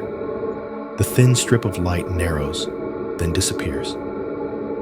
For a moment, before it vanishes completely, his face hangs there in the shrinking gap like an eclipse. Then there is only darkness again. Above, his footsteps move away. Somewhere in the house, a door opens and closes. The muffled sound of the heater's weak hum resumes. Below, in the pit of the living and the no longer living, Ha Lin lies pressed among the dead, tears burning tracks down her cheeks. Her chest rises and falls in harsh, uneven breaths that no one can hear but her. Around her, the silent forms do not turn their ruined faces her way, do not accuse, do not forgive. They stare up into nothing, mouths half open, as if waiting for a word that never comes. By the time the house had learned the shape of Ha Lin's fear, it had room for others. They did not arrive all at once, like a crowd spilling from a train. They came in ones and twos, drawn by promises only half spoken. Easy money, safe shelter, the kind of belonging that wraps itself in secrecy instead of affection. Giovanni understood that no enterprise, not even one as private as his, could grow with only two pairs of hands. The first to join are the men. One is broad-shouldered with a wrestler's neck and the blunt, heavy hands of someone who has worked in jobs where lifting is more important than thinking. His name is Wei, though the others often call him Ox, sometimes to his face. He is not stupid, only tired of people who think strength belongs to anyone who can talk faster. In another life, he might have stayed on construction sites, in loading docks, in the quiet dignity of sore muscles and pay envelopes. In this one, drinking and gambling have hollowed out the middle of his life. Debts nudge him toward uglier work. The second is narrower but wiry, with quick eyes that never quite settle. His name is June. Where Wei bends once and does not break, June bends constantly, always adjusting to wind and danger. He has a string of petty crimes behind him: stolen wallets, vandalized shops, a handful of nights in cells where the walls smelled of disinfectant and other people's hopelessness. He does not like being hit. He does not like being poor. These two dislikes form the twin rails his decisions run on. Giovanni presents the arrangement to them in stages. First, there is the money. More than either could make hauling crates or picking pockets, and supposedly easier. Then there is the story. Some light robbery, some intimidation, a few rough nights that will blur into each other when finally counted. Only later, when they have already crossed too many small lines and found the doors behind them locked, does the true shape of the work emerge. By then, the house has already learned their footsteps. The women join from different directions. One is called May. She arrives with nails painted a fading red and a laugh that sounds like she has told herself the same joke too many times. May has worked the bars near the station for years, moving from stool to stool with her cigarette and her stories. She is in it, simply and frankly, for money. Not just survival money. She wants better coats, better shoes, the ability to say yes to a train ticket out of Norha someday. When she hears that there is a way to make more cash with less time spent freezing under neon, she listens. She tells herself she does not need to know every detail, only the price and what she gets in return. The other woman, Lan, is quieter. She comes in under a different kind of shadow. Her past is a tangle of bad choices and worse men. Somewhere along the way, someone taught her that devotion means enduring whatever is done to you. When she looks at Giovanni, she does not see a predator. She sees a man who seems sure of himself in a way she has never been. Misguided love, or something that looks like it, pulses at the core of her decisions. Fear curls around it like smoke. 6 people now move through the rooms above the pit. Giovanni, Ha-Lin, Wei, Jun, Mei, Lan. Their roles settle the way dust does, slowly and inevitably. Ha-Lin becomes the primary bait for certain targets. Her teacher's face, the softness she cannot fully erase from her eyes, works better on some men than Mei's hard glamour ever could. Merchants who would not trust a woman in a nightclub dress will lean toward a woman in a modest coat who looks like someone's wife, someone's mother, someone's overworked sister. She approaches them at stations, on trams, outside cheap restaurants, her hands tucked into her sleeves to hide their shaking. "I am sorry to bother you," she says, voice carefully pitched. I was wondering if you know this area. It is astounding, in a bleak way, how quickly strangers will step close when they believe they are needed. Mei plays a different part. She is the one who sits at the bar and laughs too loudly at bad jokes, who makes eye contact with men whose eyes are already blurred with alcohol and ego. She can lure the ones who like their nights loud, the ones who feel safest surrounded by chaos. She smiles, touches an arm, mentions a quieter place where they can drink without worrying about nosy bartenders. Wei and Jun are muscle and shadow. They move when the others have already set things in motion. They wait in side rooms, behind half-open doors, in the thin space between curtain and wall. When a mark hesitates or fights harder than expected, when panic flares into noise, they step in. A hand over a mouth, an arm locked around a chest, a blow placed carefully where it will bruise but not immediately kill. These are the tools they know. Lan does not lure. Her value lies in watching and tending. She listens from the kitchen with her hands in dishwater, tracking the tone of voices in the next room. She knows when the laughter grows too strained, when the conversation thins, when the moment of escalation nears. She prepares tea. She wipes blood from the wall when the others are too jittery to do it properly. Sometimes, when someone is kept alive a little longer than usual, she is the one who brings them water, eyes averted. Above them all, figuratively, if not physically, is Giovanni. He is the unquestioned center of the small universe that orbits the low house. He holds the keys, literally and metaphorically. He keeps the money and decides how to split it. He decides who is invited in and who is not. When he speaks, the others listen, some with disgust buried deep, some with admiration, some with the numb obedience of people who no longer remember what else to do. Daily life in the house settles into a grotesque routine. In the mornings, the light comes in weak through the grimy curtains. The heater rattles on, struggling against the cold. Someone boils water for tea. Someone else fries thin slices of meat or reheats the previous night's rice.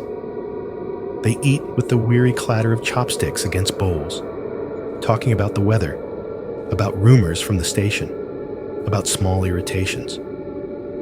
Under the tiles, the pit is very quiet. In the afternoons, they drink cheap liquor from small glasses, the fumes mixing with cigarette smoke and the frying oil smell.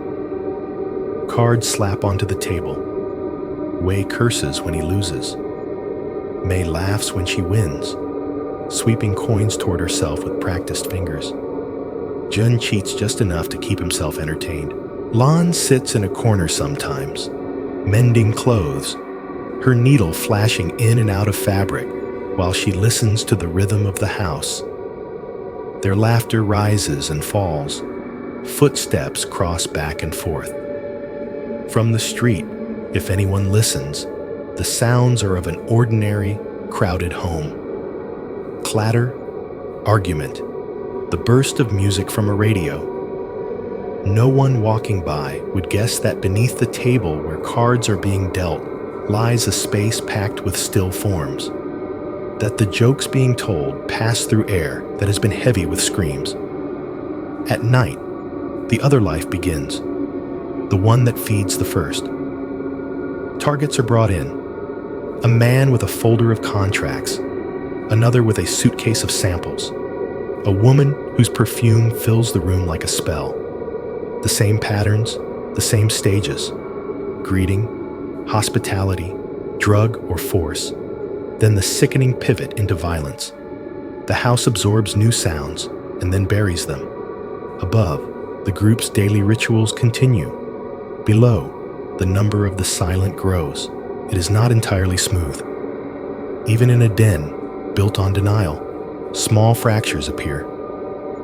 One night, Wei wakes up from a thin sleep on the couch with his heart pounding and his throat dry. For a moment, he does not know why. Then he hears it. 3 soft knocks from somewhere close by. Not at the door, not on the wall, beneath him. The sound is so clear that he feels it more than hears it. A tiny vibration through the thin padding of the couch and into his spine. Tap, tap, tap.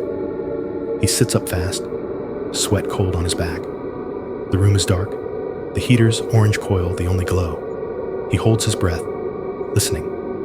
Nothing. No follow-up, no whisper. Just the faint rising wind outside and the sound of someone else snoring in another room. In the morning, he mentions it, half as a joke, half as a warning. Your house is noisy. He grunts to Giovanni, forcing a smile. It knocks back. Jun snorts. That is your brain knocking around after too much drink, he says. May laughs, telling a story about a haunted dormitory she stayed in once to top him. Lan keeps her eyes on the sink. Giovanni's smile is thin. Old pipes, he says. You want to go back to sleeping in stairwells? Be my guest? Wei lets it drop. But that night, it takes him longer to fall asleep. And when he does, his dreams are full of hands pressing against the underside of floors. Another night, one of the women, May, who prides herself on not scaring easily, wakes up with a scream lodged in her mouth. She stifles it too late. The sound tears itself free and bounces off the low ceiling. Her face is wet. Her leg burns where, in the dream, someone had wrapped cold fingers around her ankle and pulled. Lan rushes in, hair loose, eyes wide. What is it? May shakes her head, cursing under her breath. Nothing. Bad dream. She rubs her ankle, half expecting to find marks there, though her skin is unbroken. Felt like someone under the bed. June, bleary and irritated, calls from the other room. "You two keep it down. Some of us have to work tomorrow." He laughs as he says it, but the laugh is thin. "Too many ghost stories," Giovanni says later, when the topic resurfaces over cards. "Too much imagination. The only things under our feet are old bones and older dirt. They cannot touch you." The way he says it makes some of them feel better and others worse. So the days and nights swing between the outwardly normal, the clink of chopsticks, the hiss of frying oil, the scratch of matches, and the inwardly monstrous, the thud of bodies dropped into a growing dark, the faint, almost imagined knocks that ripple through dreams. The house sits still on its patch of land, an ordinary shape on an ordinary street, while inside it, a small ecosystem of fear and selfishness arranges itself into a hierarchy. And beneath it all, always, the pit waits, patient, listening to every footstep above as if taking attendance. By the time word has truly settled among traveling men that Norha is the city that eats people, the house with the quiet door has already developed its own appetite. It does not devour crowds. It swallows one life at a time, in small, carefully controlled scenes that repeat so often they blur. On a gray afternoon, a merchant sits in a rattling train car, the window beside him smeared with the fingerprints of 100 strangers. He has a briefcase on his lap, and he keeps opening it just enough to see the neat stacks of bills inside, as if they might vanish if he looks away too long. His thumb runs along the edge of one bundle, the paper whispering against his skin. Every time the train lurches, he clamps his hands down tighter. He tells himself that he is not afraid, only cautious. He has worked too long to earn this money. It is meant for deals, for gifts, for bribes in the right places. The thought of losing it makes his stomach cold. He looks at the other passengers and tries to guess which ones might be thieves. The old man with the cane? The teenager with the cheap headphones? The woman in the plain coat? When he steps off in Norha, the station air hits him with its familiar metallic tang. He adjusts his collar, pulls his briefcase closer. He wants a room near the station so he can leave quickly after his business, but not too close, not where the desperate eyes cluster. He hears a voice beside him, gentle and apologetic. "Excuse me. I am sorry to trouble you," the woman in the plain coat says. "You seem like you know what you are doing here. Do you know any safe guest houses nearby? I am a little lost." Her smile is small and nervous, her hands tucked into her sleeves. She looks like someone's teacher on the wrong train. He straightens automatically, ego soothed by being recognized as someone who knows what he is doing. His own fear shrinks in the warmth of her need when she suggests they walk together, just until the main road. It feels safer, no? It feels less like a trap than like a reasonable compromise with the dark. He never sees the way her eyes dim when she glances briefly toward the station exit, as if hoping, for one last second, that she will not carry another person through that quiet door. They turn down the narrower street. The noise of the station fades behind them, replaced by the thinner sounds of an old neighborhood. Here, the wind whispers between buildings instead of howling. A dog barks once, then thinks better of it. Their footsteps, two sets, echo unevenly on the broken pavement. At the house, the merchant notices what so many before him have noticed and dismissed. The way the temperature drops half a degree under the small awning. The way the overhead bulb in the main room flickers once before settling into a tired glow. The chill inside does not feel like the honest cold of winter. It feels stored. The door closes behind them with its usual soft finality. It never slams. It does not rattle. It shuts as if cushioned by thick fabric or by something heavier. The sound is so gentle that most people do not register it at all. In the kitchen, a bottle knocks against another as someone reaches for glasses. The clink is bright and domestic, absurdly cheerful when measured against the tension in the next room. A kettle hisses softly. It could almost be a normal evening. Drinks with new acquaintances, a little talk of work, the promise of business. Then the pattern asserts itself. A scuffle, a muffled grunt, furniture scraping. The briefcase hits the floor with a dull thump. A chair skids. The clink of bottles continues for a moment, as if the house is determined to maintain the illusion of normalcy, then falls silent. Later, when the body is dropped into the pit, the sound it makes is different from the ones before it. The thud is there, yes, but it is softer, more padded. The layers below have risen. The dead are cushioning the newly dead. On another night, red light spills across the street outside the station, painting the thin snow in strips of color. A woman with glittering earrings stands under it, coat collar turned up against the wind. Her fingers, yellowed at the tips from cigarettes, tap a rhythm against her thigh as she waits. She has already told herself 3 times that this next client will be her last one for the night. The soles of her feet ache. The ribs under her bra feel bruised from holding too much tension. A man approaches, who is not quite drunk, not quite sober. She appraises him quickly. Coat decent, shoes not cheap, eyes sharp enough to track her, but dull enough to be steered. She smiles, lifting her chin so her earrings shimmer. Last client, she tells herself again as she falls into step beside him. The words form a small, shaky promise she has made and broken 100 times.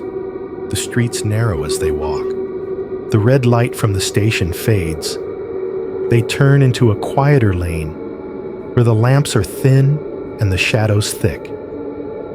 There is a slight, odd chill here, a feeling like the warmth is being pulled gently down, away from the surface. When they enter the house, the overhead bulb gives a tiny protesting flicker, then steadies into a weak halo.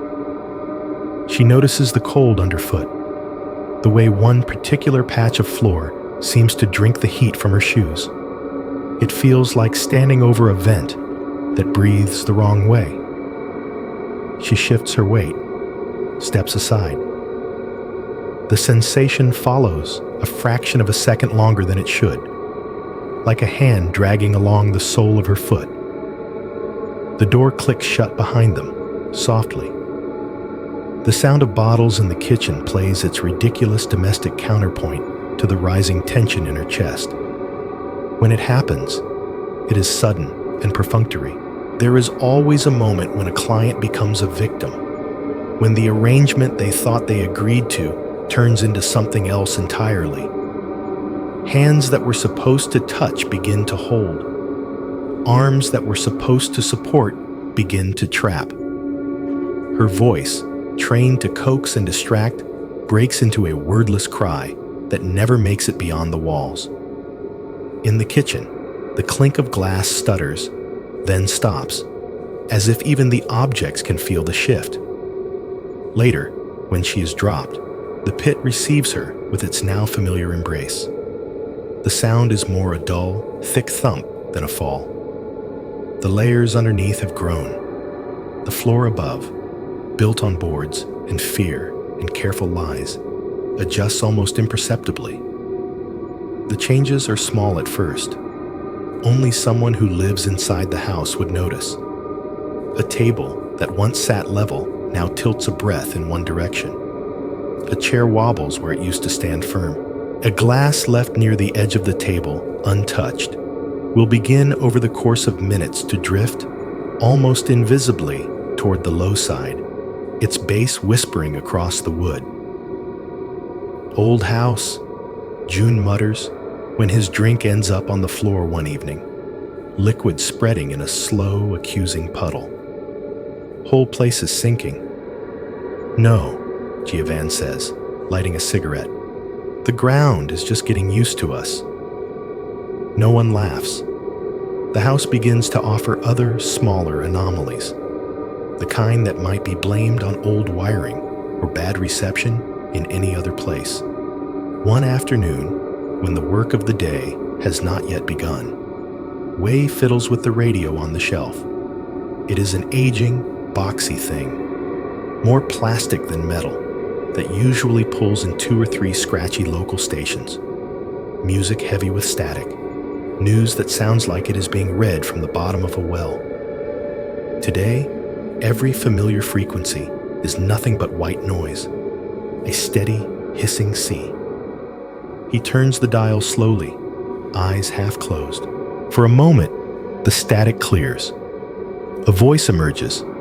No, not one, several, overlapping. The language is unfamiliar, syllables rising and falling in patterns none of them recognize. It is not any dialect they hear on the street or at the station. The tone is not like a broadcast. It sounds more like people talking close to a microphone without knowing they are being heard. There is a laugh that does not sound amused. There is a word repeated 3 times in a row, low and urgent. "Do you hear that?" Wei calls. The others drift in, frowning. They listen, their faces lit by the dull glow of the heater, while voices that belong to no station they know spill into the room. The sound is thin, far away, as if reaching them through layers of distance, or through layers of something else. Just as suddenly as it appeared, it cuts off. The static roars back for a second, then dies into silence. The radio's small dial glows, but no sound emerges. Jun snorts and slaps the side of the radio with the flat of his hand. "Cheap junk," he says. "We should throw it into the pit. Let it talk to someone who cares." Lan switches it off, her fingers pale on the knob. The skin on her arms prickles with goosebumps that have nothing to do with the cold. Ha Lin says nothing. She moves through all of this like someone walking underwater. Her days outside the house, when she still goes to the kindergarten for a time, feel thin and distant, as if she is watching someone else move her body. She smiles at children, ties their shoelaces, sings small songs. Inside, she is counting train stops, planning phrases, rehearsing lies. There are moments when the 2 worlds collide. Once, as she walks back toward the house after a day at school, she hears children laughing in the street outside, chasing a ball that has rolled too far. The sound is clear and bright and painfully alive. It hits her like a physical blow. Her knees weaken. She has to put a hand against the wall of a building to keep from sinking to the pavement. The rough surface grinds against her palm. Her throat tightens. For a terrifying moment, she is sure she will slide down the wall and howl, unable to stop.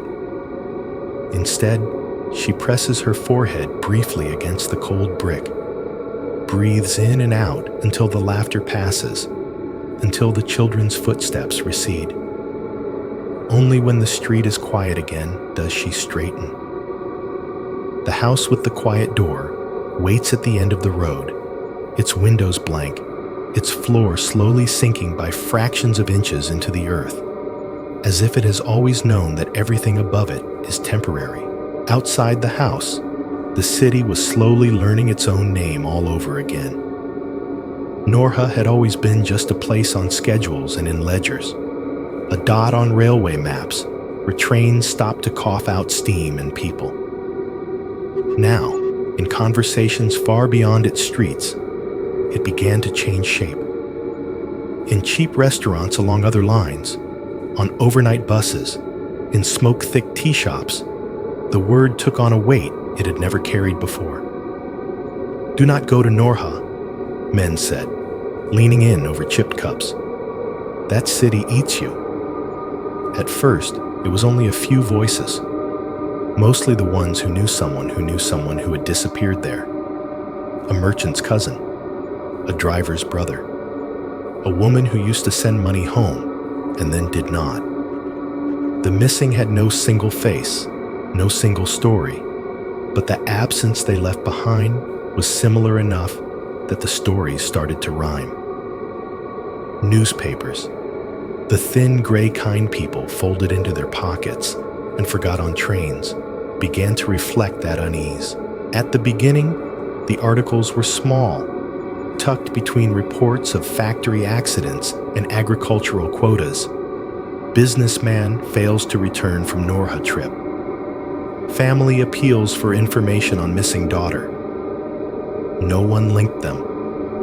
Norha was just the place where the trail ended. As months slipped into years, the mentions multiplied.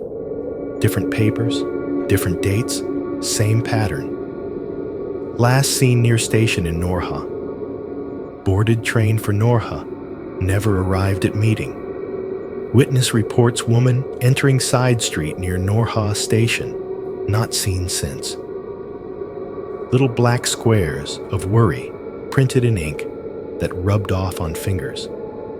In offices where assignments were handed out, the name began to snag in throats. "Who will handle the Norha route this quarter?" a manager would ask, tapping a list with his pen. Eyes slid away. Hands busied themselves with papers. Someone coughed. The silence itself spoke. "Not me," one salesman said flatly, eventually breaking the etiquette of pretending that all cities were the same. "I have a family. I am not going there alone." Others bargained. "I will go," a younger man offered carefully. "If Chen goes too. We stay together. We check in every night. We do not drink with strangers." He said it like someone agreeing to walk through a bad neighborhood as long as he could hold a friend's sleeve. Some companies quietly adjusted their plans. Deals that might have taken root in Norha never did. Money flowed around the city instead of through it, like water finding a new course when an old one is blocked. For a place already held together by thin margins and stubbornness, the shift was not immediately visible, but it was real. Police stations near and far had their own conversations. There were no neat lines to connect, no convenient confession to anchor all the rumors in a single proven truth. Missing persons reports piled up in drawers, names repeated sometimes, with Norha listed as the last known location in cramped handwriting. An investigator in one town would circle that word with a pen, frown, then set the paper aside because what, exactly, was he meant to do? Still, people talked. "I have 3 from this year alone," one officer said to another over late-night noodles. "All gone quiet after Norha. Family calls every week. What do I tell them? The trains do not eat people." "Trains do not," his colleague answered. "Cities do." Informal investigations sputtered into life. A few officers were sent to Norha to ask questions, to knock on doors, to write down what people said about the travelers who never checked out of their rooms. The station staff were interviewed. Guest house owners shuffled their feet and offered tea. Taxi drivers shrugged and gestured vaguely toward the old neighborhoods, the way people do when asked to point at ghosts. No one mentioned the low house in the quiet lane where the door never slammed. The house had been careful. The people inside it had been careful. But careful and invisible are not the same thing. Inside the house, the stories from outside arrived in fragments. A nervous laugh here, a muttered joke there. May heard things in bars. They say we should charge double now. Hazard pay. You take a client to Norha, you might not come back. June picked up scraps at backroom card games. My cousin's friend disappeared there. His family says the city itself swallowed him. They brought the pieces home like stray dogs bring bones, dropping them on the table between cigarette packs and playing cards. At first, the group laughed. Let them be scared, Wei said, smirking. Fewer people coming means fewer people getting robbed by other gangs. The ones who still come will be fat and rich. Less competition. Lan stared into her tea. Fewer people coming also means fewer people for us, she said softly. Van waved a hand, as if brushing cobwebs from the air. There will always be people, he said. Fear makes them careful, not wise. They think traveling together will save them. They think staying in certain hotels will protect them. We are not hunting in the open. We are not snatching them off the platform in front of the police. We invite them. We give them warmth. We make them feel chosen. His certainty settled over the table like a cloth. For a while, it was enough to smooth the edges of everyone's unease. But even in that small ecosystem, paranoia began to seed itself. Wei started checking the window more often, lifting the corner of the curtain with 2 fingers to peer out at the street. That guy has walked past 3 times, he muttered one day. Same coat, same hat. Jun rolled his eyes. People walk, he said. That is what legs are for. May found herself jumping at small sounds. A car backfiring, a door slamming somewhere else on the street, the crack of ice shifting on the river. Police, she whispered once, when a cluster of footsteps approached. The whole house went still, breaths held, until the steps moved past and faded. Only then did anyone exhale. Lan stopped humming when she washed dishes, ears straining for any unfamiliar rhythm in the house's usual noises. The heaters rattle, the fridges hum, the faint, ever-present silence under the floor. Maybe we should leave, she said one evening, drying her hands on a towel. She did not look at anyone in particular. Go south, start over, less attention. For what? Wei snorted. We finally have a good setup. You want to start from nothing again? May frowned. People talk too much now, she said. Norha, Norha, Norha. It was better when no one remembered the name. Cities with reputations are bad for business. June, shuffling cards, shrugged. All the more reason to stay, he said. Police always chase the loudest story, not the quiet house. Ha Lin sat in her usual place at the edge of the table, hands wrapped around a cup gone cold, and said nothing. Her silence had become part of the furniture. The only opinion that mattered in the end was Van's. Leaving is for people who feel guilty, he said calmly, as if explaining arithmetic to children. We had done nothing that cannot be done somewhere else. If we go, we become strangers again. Strangers are noticed. Here, we are part of the neighborhood. We buy food. We pay for electricity. We complain about the cold like everyone else. This house is clean. He said it with a smile that dared anyone to disagree. This house is clean. Under the floor, the pit listened to the word clean and said nothing. The city's fear seeped in anyway. It rode on the backs of rumors and newspaper ink, and the wary eyes of merchants who still came, despite everything, because money had to move, and some deals could only be made in person. It slipped under the door, in the way people's footsteps quickened when they passed, in the way neighbors started looking at unfamiliar faces a little too long. One evening, the 6 of them sat around the table after a job, the air thick with smoke and the sour, sweet scent of liquor. Cards lay scattered, a half-finished game abandoned when a disagreement over the rules had flared into a brief, sharp argument. Now they sat in uneasy truce, each nursing their own thoughts. Outside, the street was unusually quiet. Snow, thin but insistent, fell in sideways slants, muffling tires and footsteps. The heater grumbled. Somewhere in the distance, a train horn blew a low, mournful note. Then a dog howled. It was not the frantic baying of an animal chasing something, nor the playful yip of a pet demanding attention. It was one long, drawn-out sound that rose from the street like a question. Every hair on Ha-Lin's arm stood up. The howl cut through the house, thin but piercing. It filled the space between the clink of glasses and the shuffling of cards, made everyone pause. It continued for a few seconds more, wavering slightly at the top, then stopped, mid-breath, mid-note, as if someone had reached out and closed a hand around the animal's throat. The silence that followed was heavier than usual. "Damn strays," Jun muttered after a moment, forcing a chuckle. "Always howling at nothing." Wei raised his glass and drained it. "Maybe even the dogs know this city is cursed," he said, trying for bravado and missing by a margin you could feel.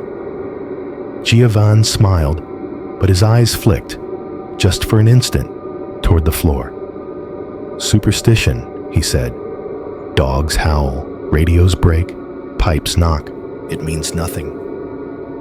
Under her chair, Ha-Lin felt it. A shift, subtle as a change of breath, running through the boards. It was as if something far below had turned over in its sleep to listen more closely. The sensation traveled up through the wood, into the legs of the table, into her bones. She pressed her feet flat against the tiles, suddenly dizzy. For a heartbeat, the house did not feel like a structure. It felt like a body. Floors as ribs, walls as skin, the pit as a slowly filling stomach. The howl outside, cut off so abruptly, lay in the air like a question that none of them knew how to answer. She tightened her grip on her cup until her knuckles whitened. The others went back to their cards, their drinks, their muttered jokes. Above the floor, life resumed its performance. Below, unseen in the dark, the dead lay where they had been left, and whatever had shifted settled once more into its patient, listening stillness. By the time they finally agreed to leave, it was almost too late to pretend the decision was theirs. The close call did not arrive as a dramatic raid or a squad of officers pounding on the door. It came instead in the form of questions that would not stop asking themselves, knocking on different doors around Norha and sounding more and more alike.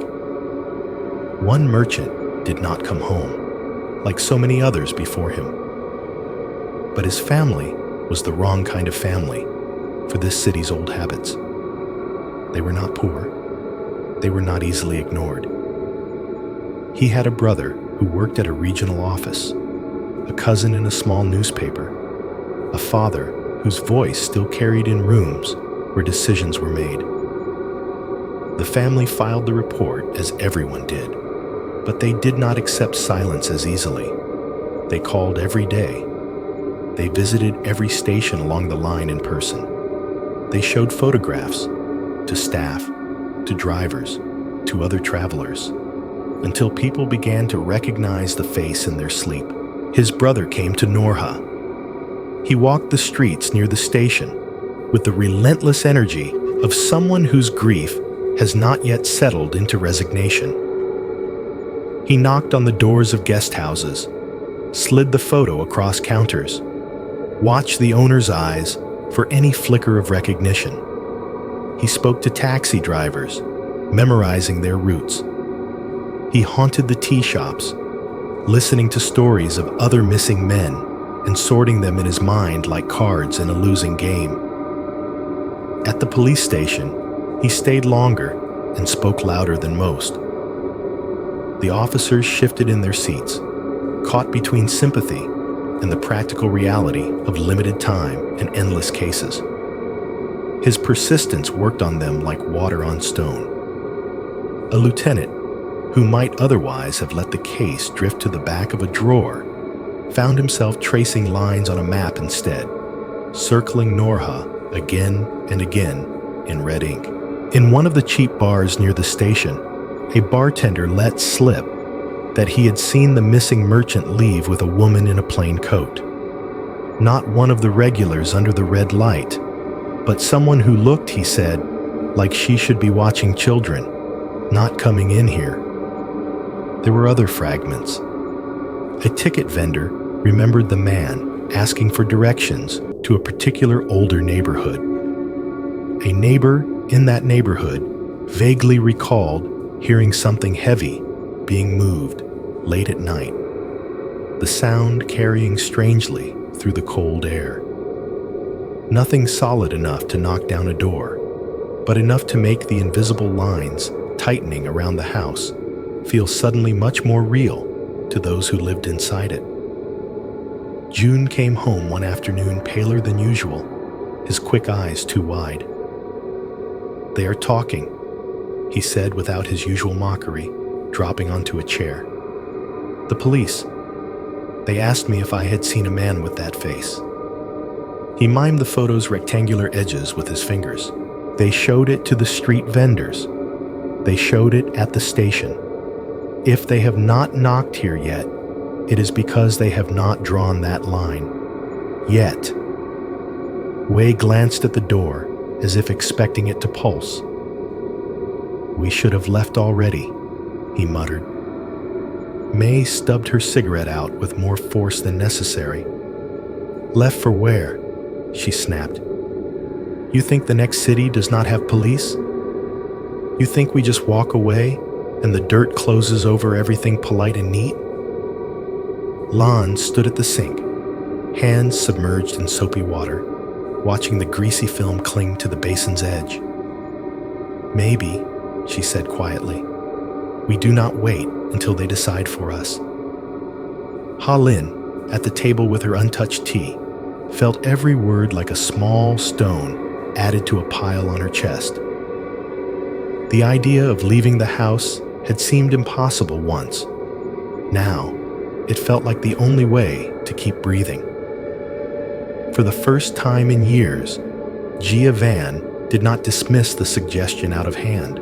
He had seen the brother too, out near the station, moving like a needle in a wound. He had noticed the new faces at the edge of crowds, the ones who did not look like traitors or drunks, but stood with their hands in their pockets and their eyes on everything. "The city is no longer useful," he said at last, as if announcing the closure of a factory. "Too many questions, too many eyes. We have fed this place enough." The decision rippled through the house. Fear and relief rose in equal measure. To leave meant movement, risk, being strangers again. It also meant distance from the floor that sometimes shifted in its sleep, from the name Norha that now carried too much gravity. When they finally closed the door behind them, the house felt lighter. It was a strange sensation. As they moved through the rooms, packing what little could be carried, money, clothes, a few stolen trinkets, there was a sense of something unwinding. The air no longer clung as thickly to skin. The corners did not seem quite as watchful. The pit under the floor remained, sealed beneath mismatched tiles and carefully arranged furniture. No one said goodbye to it. No one spoke its existence aloud. They left it like a buried crime in a city already sagging under the weight of many others, trusting that lack of sound would equal lack of suspicion. The last to step over the threshold was Ha Lin. For a moment she paused, hand on the door frame, feeling the familiar chill rise from the floor. It brushed her ankles like a breath. She imagined, absurdly, that if she looked down long enough, the dead would somehow sense her departure and call out. They did not. The house watched her go in the only way it knew, by staying very, very quiet. Then there were trains. The journey south was a blur of compartments and corridors, of tickets bought with other people's money and names carefully misspelled, of faces glimpsed and forgotten. Where the house had been a closed system, the railway was the opposite, an open artery pulsing with strangers, families with plastic bags full of food, students with backpacks patched at the seams, old women hugging baskets to their chests as if the vegetables inside were children. The group found seats where they could, sometimes together, sometimes separated by strangers' bodies. The compartments were loud. Babies cried, thin and insistent. Vendors stalked the aisles, shouting the names of snacks and boiled eggs, their calls rising above the hiss of the heating system and the rattle of doors. The sound of the tracks beneath them was constant, a clack, clack, clack that worked its way into bone. It reminded some of the pounding of the factory machines they had once cursed, others of the heartbeat rhythm of the house's rituals. Out here, it was simply the train's version of breathing. They lived in a strange tension between horror and mundanity. At one end of the compartment, a toddler refused to sit, clambering from seat to seat while his exasperated mother trailed behind, apologizing. At the other end, two businessmen argued loudly about contracts, their briefcases bumping against each other on the overhead rack. In the middle sat 6 people who had left dozens of bodies in a hole in the earth, trying to look like everyone else. Wei snored, with his arms folded, mouth open, oblivious to the suspicious glances from a woman whose suitcase he had been eyeing earlier.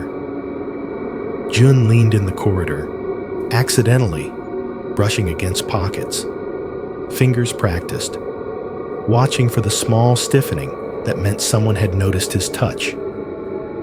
Mei flirted lightly with a man in a cheap suit outside the toilet, lifting his wallet out of his jacket with one hand while touching his arm with the other. She laughed at his jokes, handed his empty cigarette pack back, and slid the wallet into her own coat without breaking eye contact. Lan watched the door of their compartment like a nervous animal watching the mouth of its burrow. Every time a uniform passed, ticket inspector, conductor, some other official, her heart hit the roof of her mouth. She forced herself to breathe, to adjust her expression, to look bored. Ha Lin sat by a window, the landscape changing in jerks and streaks beside her. Snow thinned, then thickened again. Villages flickered by, gray roofs, small fields, laundry frozen on lines. From time to time, a child in another row laughed at something on a parent's phone or in a book. Each burst of laughter landed inside her like a thrown stone. She pressed her hand over the small, cheap toy she had once bought for her son, now the only piece of him she dared carry, and focused on the rhythm of the wheels. The train's relentless song drowned out the noises that still lived in her skull. The choked gasps, the dragging sounds, the thud of bodies dropped. They ate whatever came by. Steamed buns from plastic tubs, sunflower seeds in crinkling packets, tea poured into thin cups. Sometimes the scenes on board bordered on absurdity. A chicken escaped from someone's crate once and sprinted the length of the carriage, pursued by 2 children and a mortified grandfather. People laughed, clapped, shouted advice. Even Wei smiled. For a few minutes, the carriage felt weirdly light. The horror inside the 6 of them shrank under the weight of so much ordinary chaos. The sin wave dipped into something almost comedic. Elbows bumping, apologies overlapping. A stranger sharing a joke with another stranger over the chicken's indignant squawks. Then the chicken was caught. The children scolded. The compartment settled. And the darker current beneath their journey reasserted itself. They still needed money. They still carried their habits with them, like an extra layer of skin. On one night train, between 2 small cities, whose names none of them bothered to memorize, an unsuspecting man with too much jewelry and too little caution accepted a drink from May. Another traveler, a woman with a headscarf pulled down over her eyes, never noticed the way June's fingers slipped a purse from under her seat and out into the corridor. In a cramped toilet, a hurried fight ended in a head hitting the metal sink a little too hard. The train's sound swallowed the small, sharp rhythm of violence and carried everyone forward. The crimes became less controlled, less carefully planned than they had been in the house. The moving world of trains left little room for rituals. There were no pits to dig, no floors to lift. There were only windows, doors, and the endless, indifferent tracks stretching south. The station in the south was nothing like Norha. Where Norha's platforms had felt cramped and cold, this place opened itself like a bright, humming mouth. High ceilings arched overhead, gridded with metal and glass. An electronic board flickered constantly with departures and arrivals, its red characters swimming and changing like a restless sea. Escalators carried people up and down in slow, endless loops. The air smelled of fried food, diesel, perfume, and too many breaths exhaled in the same space. Loudspeakers chimed before each announcement, a cheerful little melody that did nothing to soften the bureaucratic voice that followed. Children ran in circles around pillars, dragging small plastic suitcases with cartoon faces. Vendors pushed stainless steel carts piled with skewers, buns, bottled drinks, and plastic crates that rattled with every step. If Norha had been an old, hungry mouth, this city, whatever name it wore on maps, was a throat that swallowed entire crowds at once. To Giovanni, that made it perfect. He watched the current of people from the edge of the main hall, eyes half-lidded. Here, their particular stain could be diluted. The quantity of moving bodies meant there were always new faces to choose from. Businessmen traveling alone, students returning late, older men whose eyes clung to younger women as if trying to borrow their future. The station's noise could cover many sins. They adapted quickly. Ha Lin, who had once approached men at Norha's smaller, more intimate platforms, now walked through the wide concourse with a different posture. She kept her bag hugged to her chest, her shoulders slightly rounded as if trying to disappear. Her soft, tired face stood out against the neon advertisements and harried travelers in suits. "Excuse me," she would say, voice trembling at the edges when she picked a target. "I am sorry. My train was delayed, and I do not know anyone in this city. Do you know if there is a cheap hotel nearby that is safe?" Lonely men, those with rings turned inward, or none at all, the ones who watched crowds with a kind of hungry distance, responded. They slowed. They met her eyes. They felt for a moment, like someone's protector, instead of someone passing through a life alone. Sometimes, all she needed was a sympathetic ear, and a shared drink at one of the station's small bars to set the trap. Other times, the plan was more direct, a suggestion of a quiet place she had heard of, a shortcut through a nearby alley, a promise of company in a city that did not know their names. May and June worked the flanks, dropping pills into unwatched glasses, brushing against pockets, steering the group toward darker corners just off the main, well-lit arteries. Wei lingered near exits, watching, ready. Lon stayed farther back now, uncertain in this bold, bright station, but still part of the small constellation of danger moving within the wider crowd. It should have felt safer for them here, surrounded by the constant distractions of a busy hub. It did not. The South had its own kind of vigilance.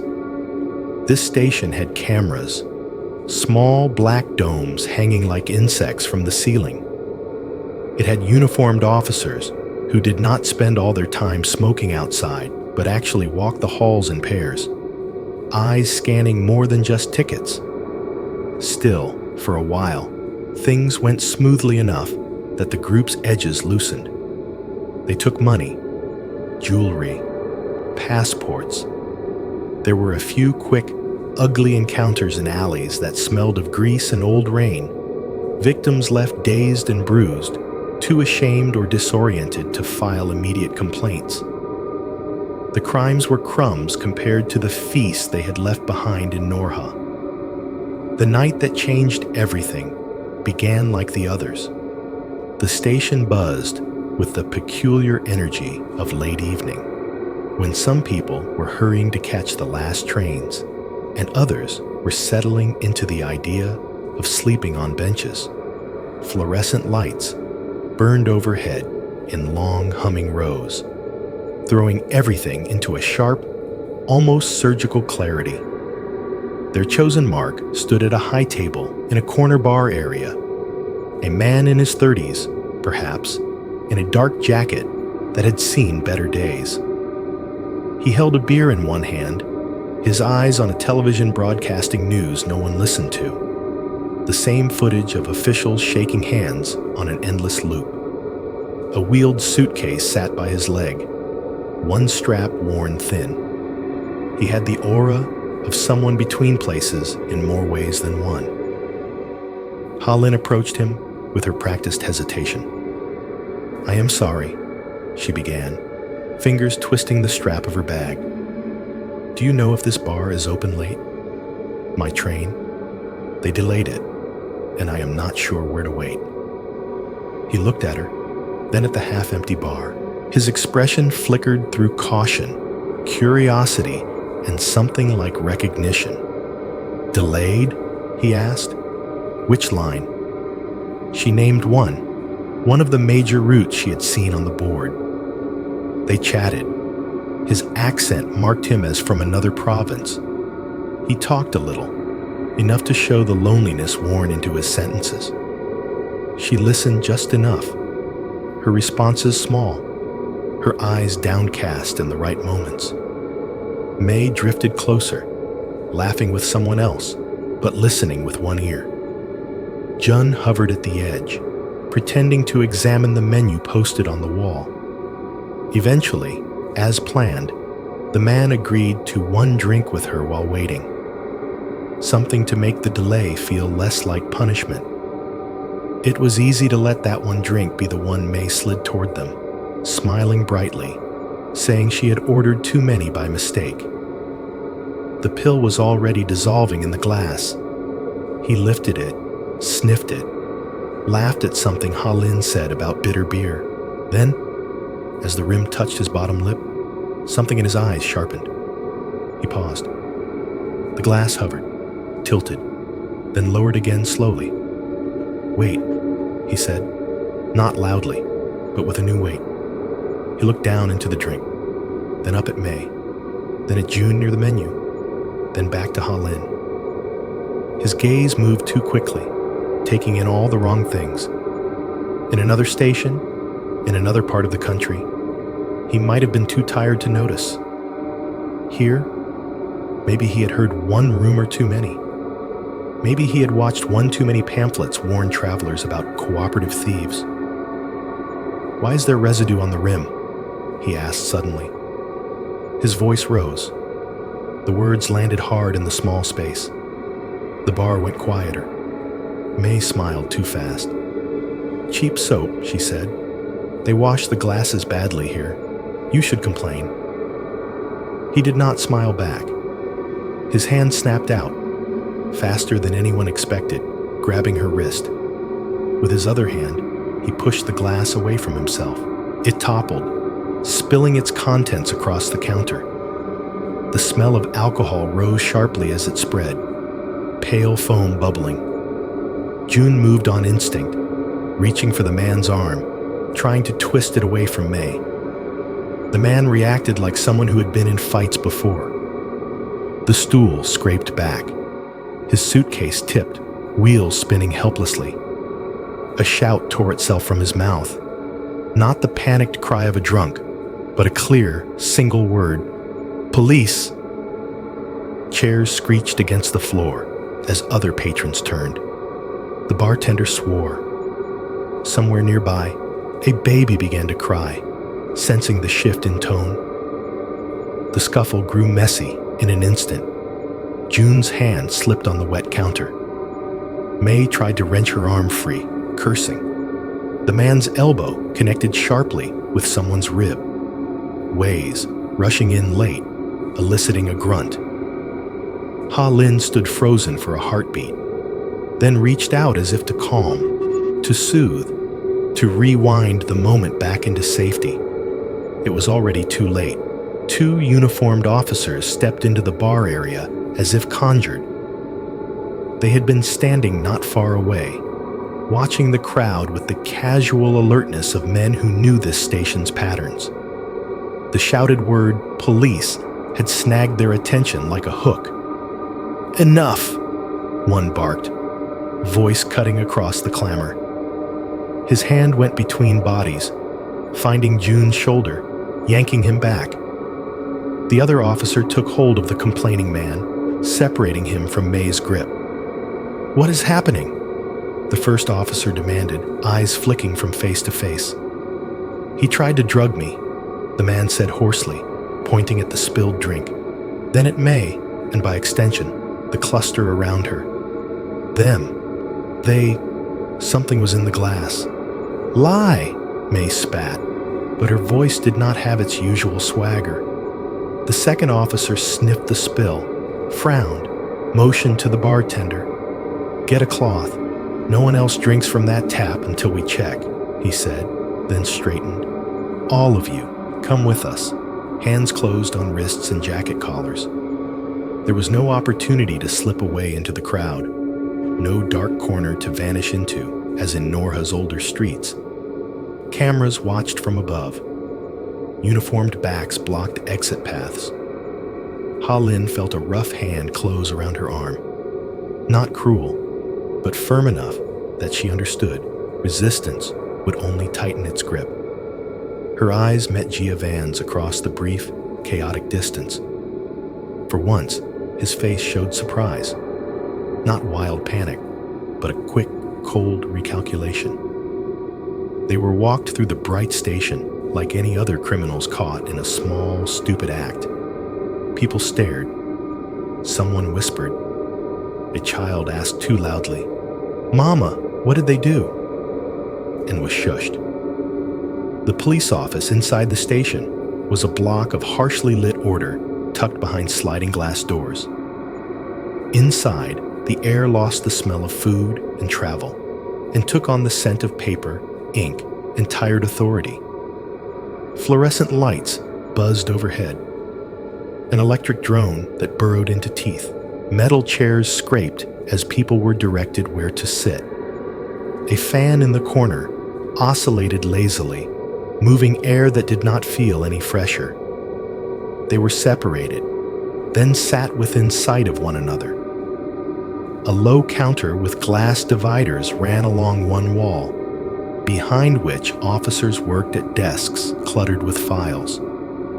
There was the steady clack of typewriter keys, old machines still enduring, or the softer rattle of computer keyboards where the budget had allowed upgrades. Forms were pulled from drawers with a soft, familiar rustle of paper. Names were written down, sometimes wrong at first, then corrected with a frown. Details were requested in flat voices. Full name, place of residence, reason for being at the station tonight. At another table, the complaining man repeated his story, the bitterness of humiliation bleeding into his words. He gestured toward the group, especially toward May, toward Ha-Lin, toward Giovanni. An officer nodded, not yet attaching any cosmic importance to the narrative. On the surface, it looked like any other petty case. An attempted drugging, a small scam interrupted, the kind of nasty little crime that station police dealt with regularly. The routine swallowed them. No one in that room, not yet, understood what else they had dragged into the bright, buzzing office. The fluorescent lights hummed over 6 bodies, whose shadows were longer than anyone could see, casting onto the tiles not just tonight's small violence, but the outline of a house far to the north, where a pit lay silent under mismatched tiles, waiting for its story to be dug up. The interrogation room was not designed for comfort. It was a square of bad paint and buzzing light, with a metal table at its center like an altar no one prayed at willingly. The walls were too close, the air too still, the lone fluorescent tube above too bright in one place and too dim in another, casting a faint sickle of shadow along the far corner. Ha-Lin sat in the metal chair, hands cuffed lightly in front of her.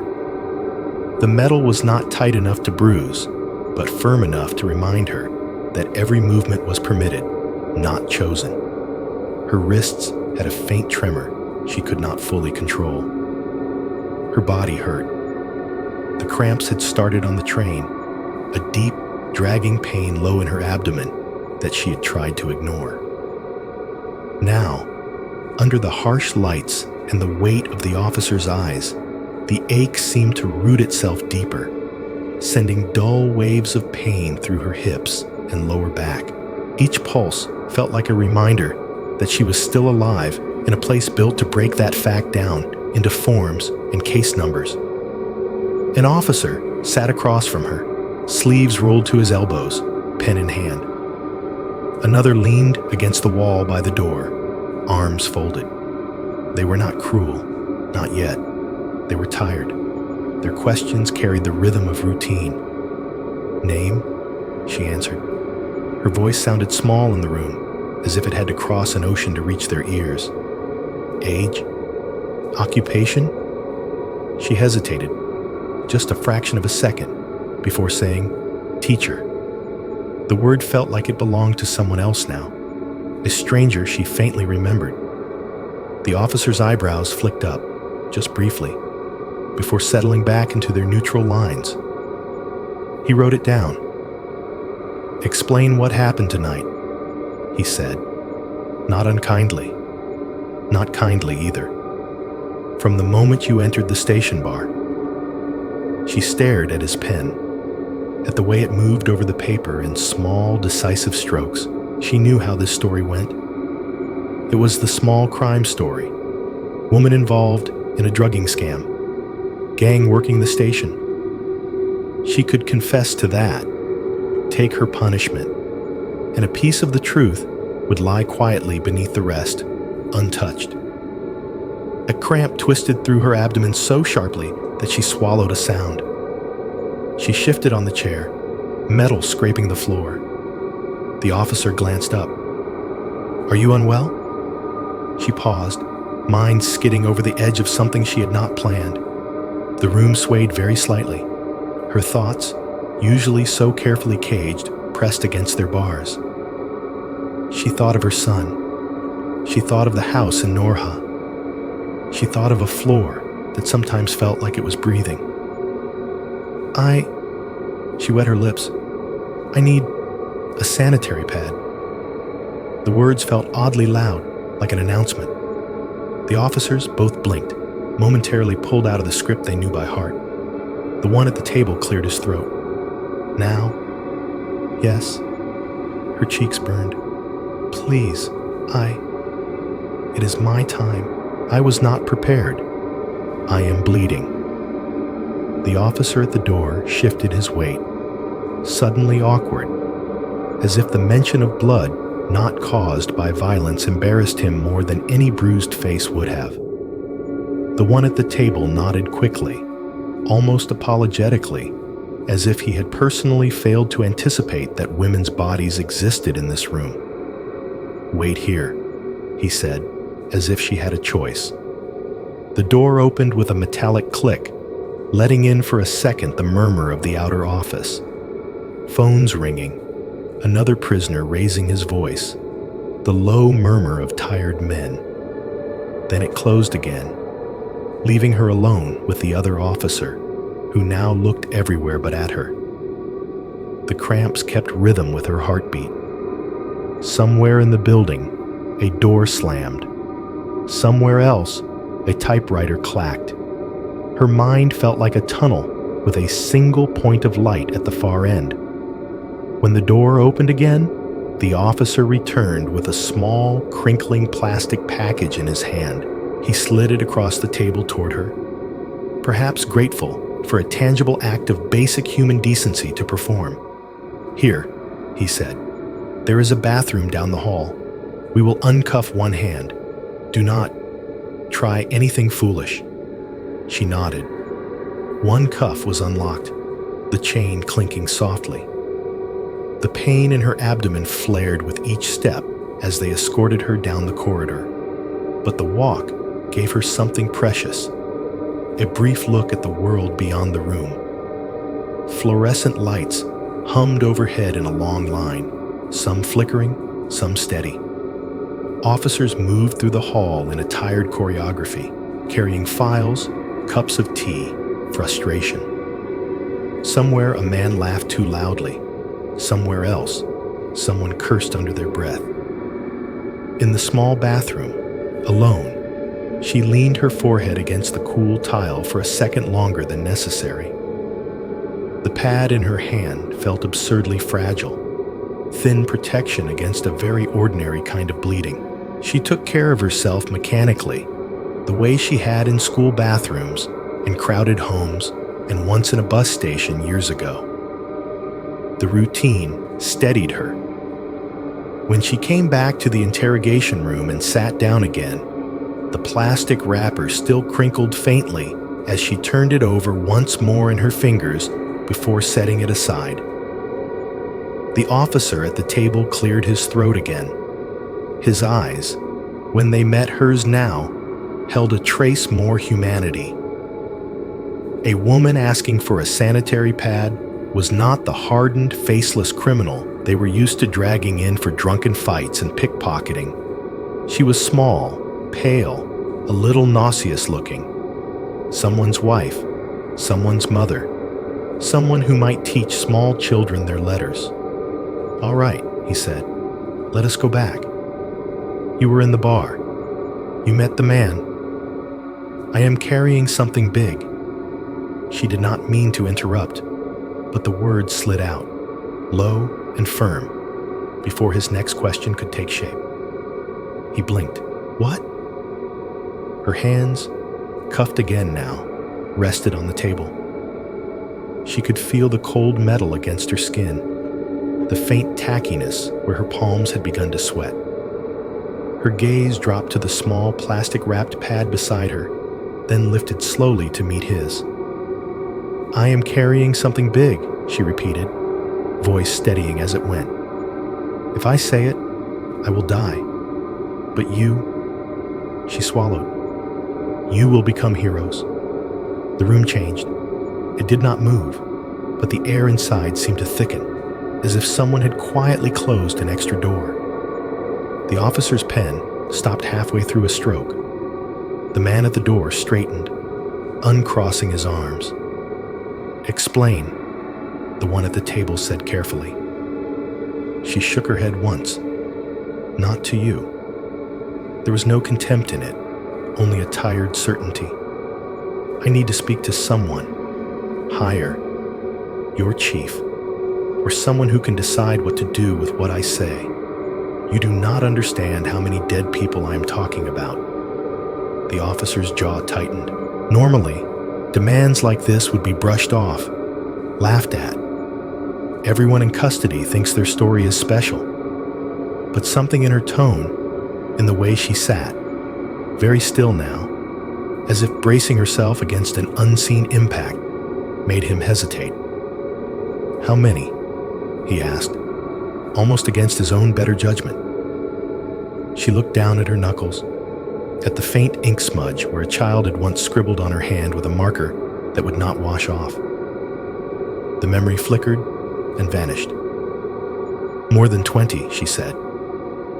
The words did not sound like a number. They sounded like a door opening downward.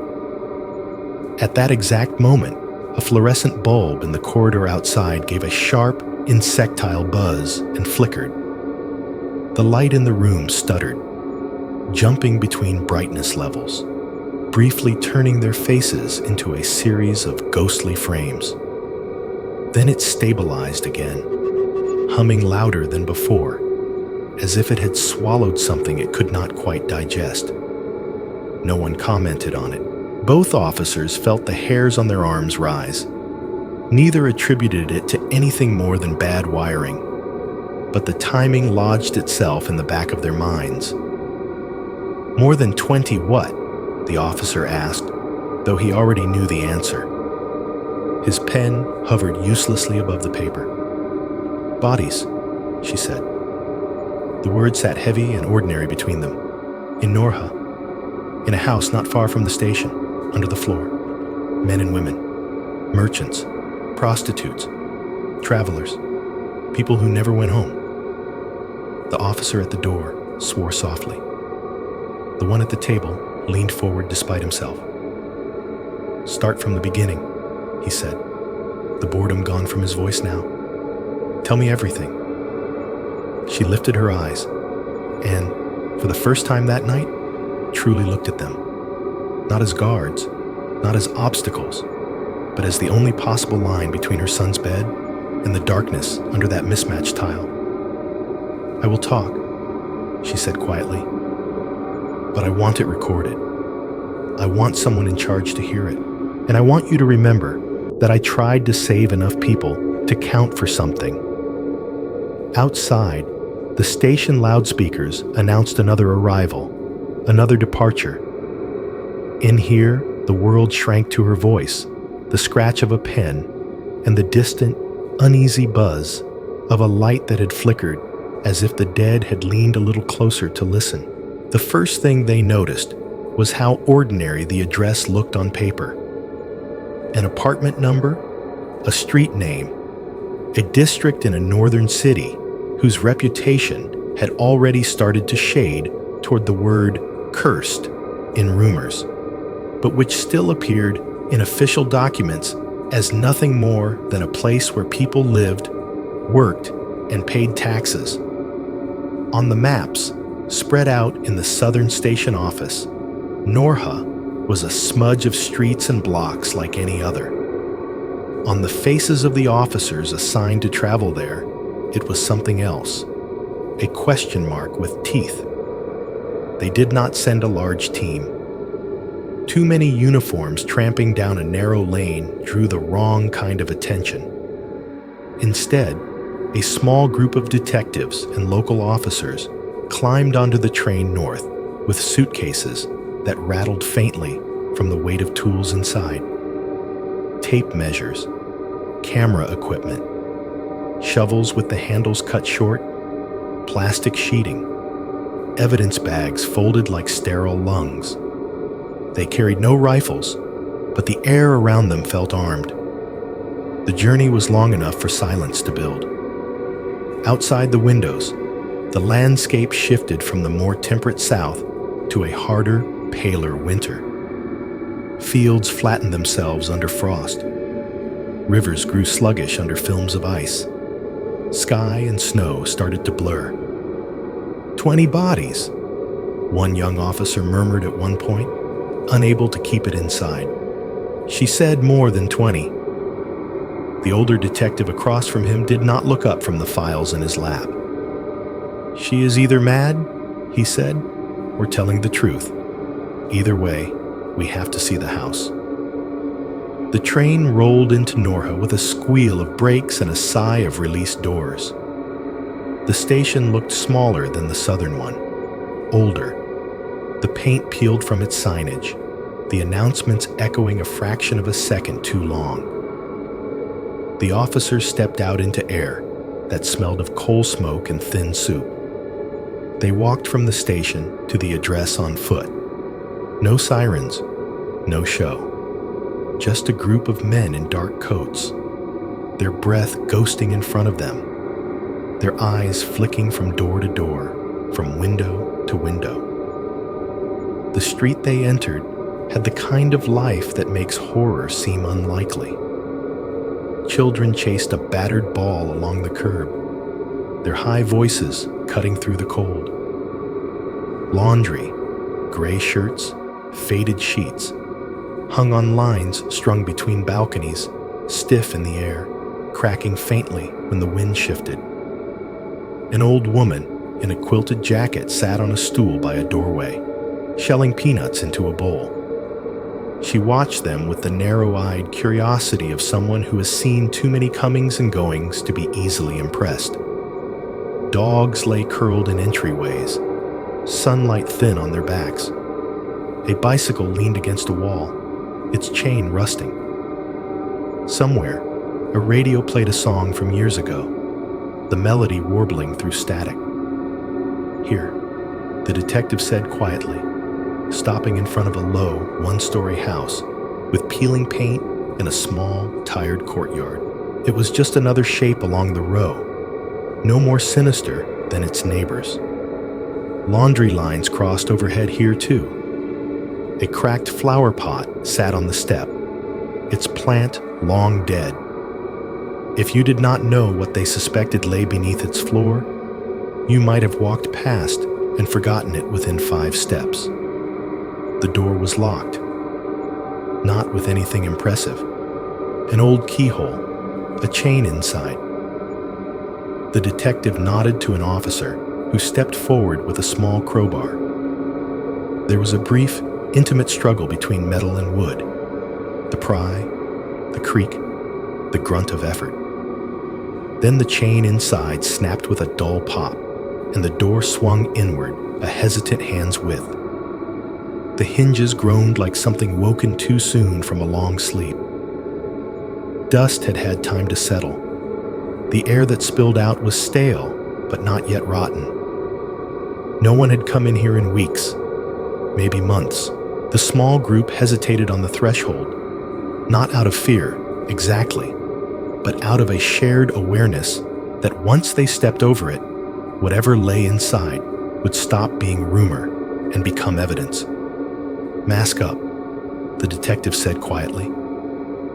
They pulled on paper masks, white against their faces, not yet knowing how little they would help. They entered. The interior was exactly as Lin had described, which did not make it any less eerie. The main room held a sagging couch, a low table, 2 mismatched chairs. On the table, a single glass stood alone. A faint ring dried onto the wood beneath it, where condensation had once gathered and evaporated. An ashtray overflowed with cigarette butts turned to gray ghosts. Someone had left a pack there, the top folded back, a single bent cigarette still inside. A thin film of dust dulled every surface, softening edges. On a hook by the door hung a coat that would never be claimed. The heater in the corner was off, dead and cold, its metal grill clogged with lint. One officer brushed a fingertip along the top of the television set. The dust left a clean streak behind. No one has been here, he murmured. Not since they left. The detective's gaze dropped to the floor. Tiles, some newer than others, spread across the room in a patchwork, their colors slightly mismatched. If you did not know what you were looking for, the irregularity could be explained away by poverty, by hasty repairs. Now, every hairline crack, every uneven seam seemed to pulse. Start with a sound test, he said. His voice was steady. His heart was not. One officer, heavier than the others, walked slowly across the room, his boots coming down in deliberate rhythmic thuds. Each step became an instrument, each tile a note. Here, a solid, uncompromising thunk. There, the slightly sharper knock of tile over firm cement. And there, he paused, lifted his foot, then brought it down again with a little more force. The sound that answered was subtly wrong. Not the hollow echo of a completely empty space, but not the flat assurance of solid ground either. It was muffled, as if softened by layers. He looked up. Here, he said, tapping the spot with his heel. The detective came over, crouched, and laid his palm flat on the tile. It was cold. All tiles were cold in Norha in winter, but this one felt as if the temperature came from below, not from the room. He straightened, pulled a piece of chalk from his pocket, and marked a small X on the tile.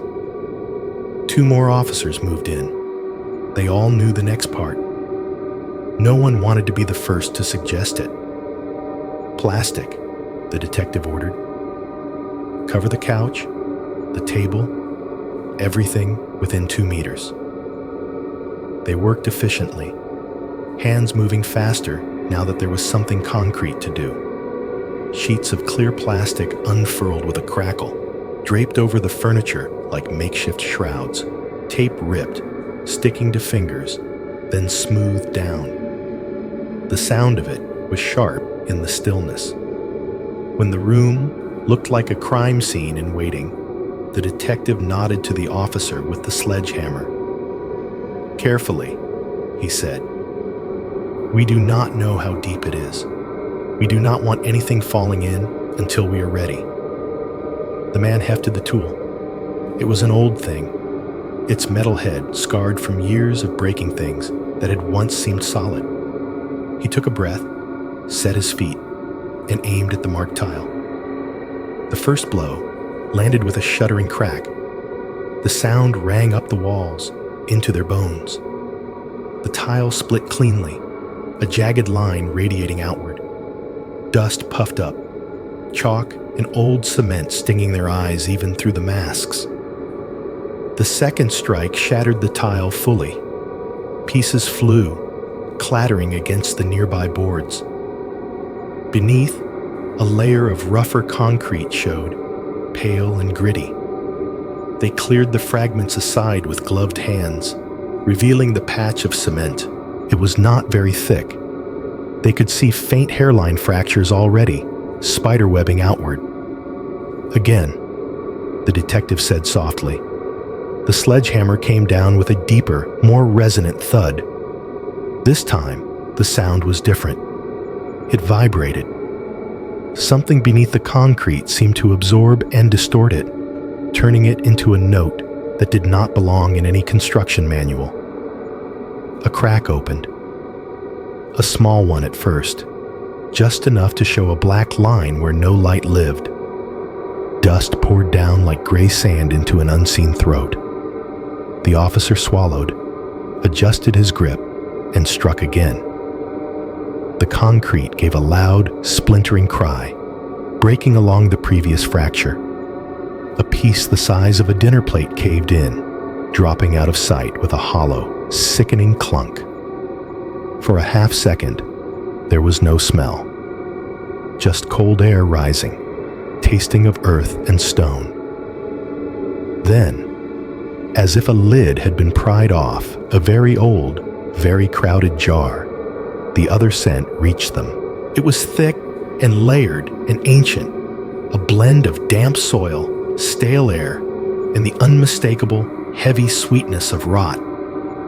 It pushed against their masks, seized their throats, crawled up behind their eyes.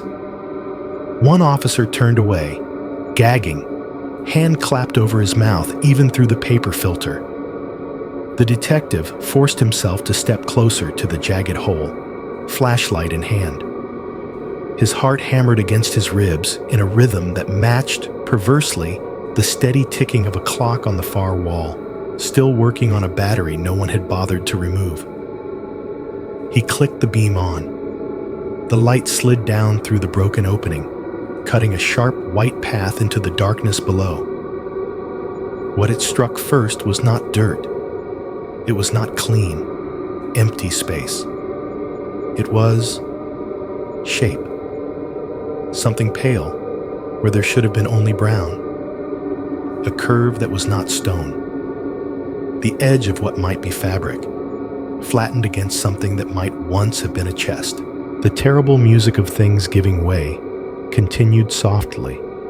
The tiny trickle of dust, the creak of settling, the faint thud of some displaced object bumping against another in the unseen pit.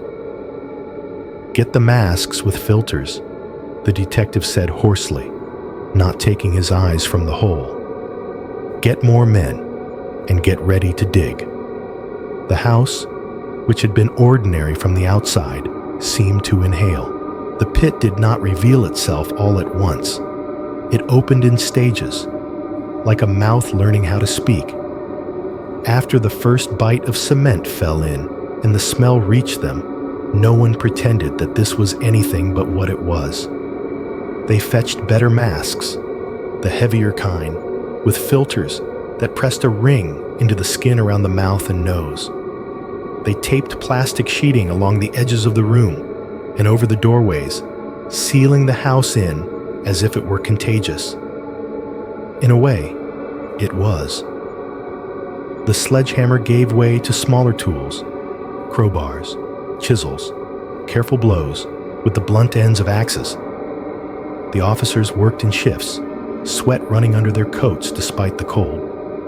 Each strike broke away another shard of concrete, widening the wound in the floor, exposing more of the dark below. Dust and grit and tiny stones fell inward, pattering onto whatever lay beneath. With every piece removed, the smell grew thicker. It was not a single odor, but a chorus. Damp soil, mold, stale air that had been trapped for too long, and the heavy, nauseating sweetness of human decay in many stages. It pushed up from the broken floor like a presence, like something offended at being disturbed. The first sight of a human part was almost small enough to ignore if you were the kind of person who had trained yourself to overlook things. A hand. It lay just below the broken edge, fingers curled inward, as if clutching at nothing. The skin, what was left of it, was pale and shrunken tight over bone. The nails, still faintly visible, were rimmed with dirt. No ring circled any finger.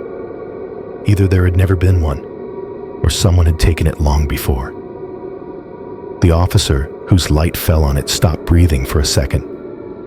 Behind his mask, his eyes widened. He swallowed hard, nodded once to the detective, and shifted to reveal more.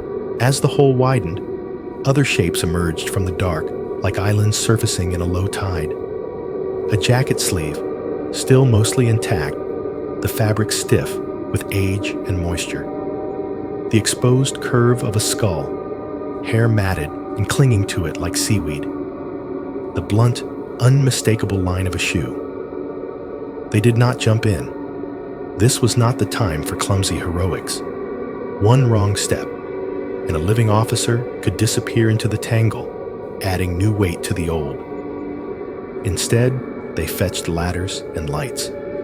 A portable flood lamp was set up, its harsh beam turned downward into the opening, turning the darkness into something smaller but more detailed.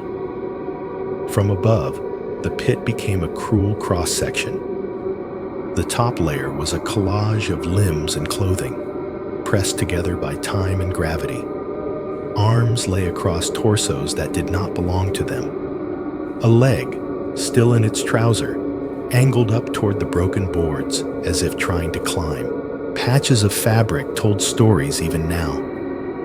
A cheap floral dress, a businessman's suit in a pattern that had been fashionable a few years back, the scuffed knee of a pair of jeans. The deeper the light dug, the more obvious it became that this was not 2 or 3 bodies hastily hidden, but many. Dozens. Wristwatches glinted here and there, faces dark, hands frozen at arbitrary moments in lives that had stopped. Belts encircled hips and floated between layers. Shoes, some with laces neatly tied, some half off, lay here and there like punctuation marks. "Count them," the detective said quietly, though he knew the number would not settle quickly. All of them, no guessing. It took days. They called in specialists, forensic technicians, crime scene photographers, men and women who had seen bad things before, but still faltered a little when they stepped into this house. They brought more equipment, more plastic sheeting, more body bags. The street outside watched as vans came and went, their doors opening and closing with soft thuds.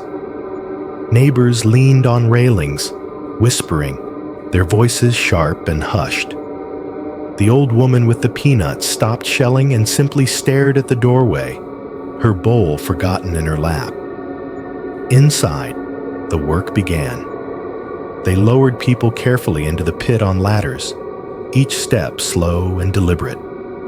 Those who went down wore full masks, goggles, gloves up to the elbow.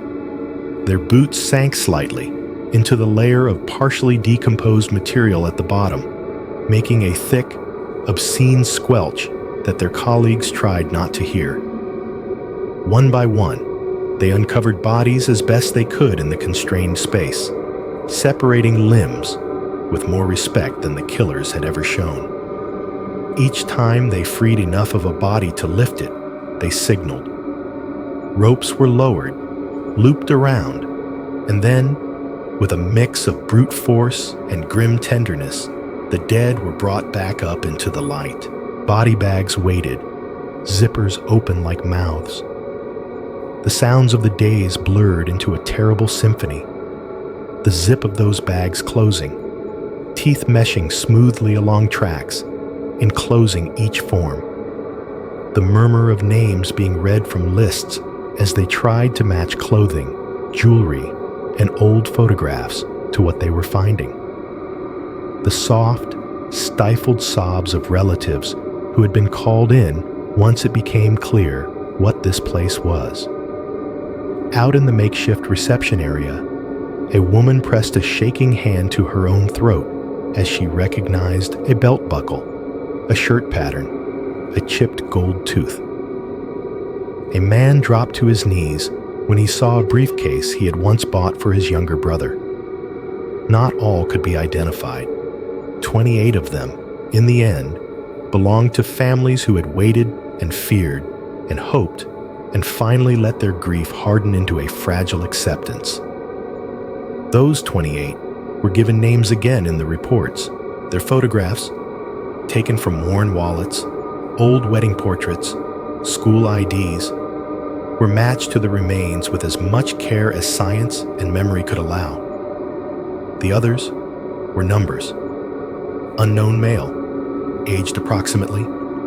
Unknown female, age impossible to determine. Their hair length, their clothing, their bones told partial stories, but no one stepped forward to complete them. They became entries on a chart, lines in a case file, empty spaces in someone's life who either did not know where to ask or had already had too many reasons to fear the answer. 42. That was the final count. 42 bodies in a hole under a low house on an ordinary street in Norha. The number did not look like much on paper, just 2 digits. It did not capture the weight of the bags, the strain on the officers' backs, the way some of them would wake months later in the night smelling that scent again, feeling dust on their tongues. 42. The detective wrote it in his report, with a hand that cramped halfway through. His pen pressed a little too hard on the second digit, leaving a tiny tear in the paper, as if even the sheet could not bear the weight of what it now carried. As they cataloged the dead, small details emerged like glints in mud. A cheap ring still on a finger, no one had bothered to take it. A necklace with a tiny charm in the shape of a bird. A cigarette lighter engraved with initials that matched one of the missing merchant's names. A pair of high-heeled shoes that, when cleaned, revealed a pattern of small red roses. Among the remains were differences too. Some showed signs of strangulation. Others carried fractures that spoke of blows. A few had no clear cause of death left in the bones, the soft tissue long gone. The pit had made them equal in one way. Everyone in it had been deemed disposable by the same small group of living people. During one long evening, as the team double-checked their lists, a forensic officer frowning at the charts noticed something. "This one," he said, tapping a file. "We do not have any missing person report that matches." They looked at the notes. The body, reduced mostly to bone now, was estimated to be of a man in his late 20s or early 30s. The clothing fragments were of a style a bit older than most of the others. The decomposition suggested he had been in the ground longer than some, perhaps earlier than when the others began to accumulate. There were no distinctive fillings, no unique scars on the bones, nothing that shouted a name. The detective cross-referenced the dates, the last known trips, the names already accounted for. No one was missing in the right place, and time to fit this man. "A drifter?" one officer suggested. "Someone who came through. No family. No one to miss him?" "Maybe," the detective said. The word felt unsatisfying. The pit under the house had depth the files could not map. It was possible this man had been the first, the experiment that had taught someone how easy it was to make a person disappear. It was also possible he belonged to a story they had not uncovered yet, a thread from another crime tangled quietly into this one. They tagged him as unknown. They placed him in a body bag like the others, zipped it, wrote a number on the plastic. The bag made the same soft rustling sound as it was moved as all the others had. Outside, Norha watched through net curtains and over balcony railings as the bodies were carried out one by one, lined up, taken away. The city, which had been named in whispers as the place where people vanished, now had a different image burned into its memory. White vans, masked officers, and the steady procession of sacks that held what the house had tried so hard to keep. 42. Most could be named. Some could not. Somewhere in the middle of those statistics, a pit that had once been just an idea, it is not full yet, had been forced to give everything it held back to the light. The pit did not reveal itself all at once. It opened in stages, like a mouth learning how to speak. After the first bite of cement fell in and the smell reached them, no one pretended that this was anything but what it was. They fetched better masks, the heavier kind with filters that pressed a ring into the skin around the mouth and nose. They taped plastic sheeting along the edges of the room and over the doorways, sealing the house in as if it were contagious. In a way, it was. The sledgehammer gave way to smaller tools, crowbars, chisels, careful blows with the blunt ends of axes. The officers worked in shifts, sweat running under their coats despite the cold.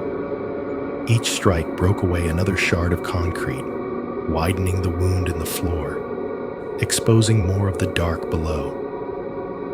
Dust and grit and tiny stones fell inward, pattering onto whatever lay beneath. With every piece removed, the smell grew thicker. It was not a single odor, but a chorus.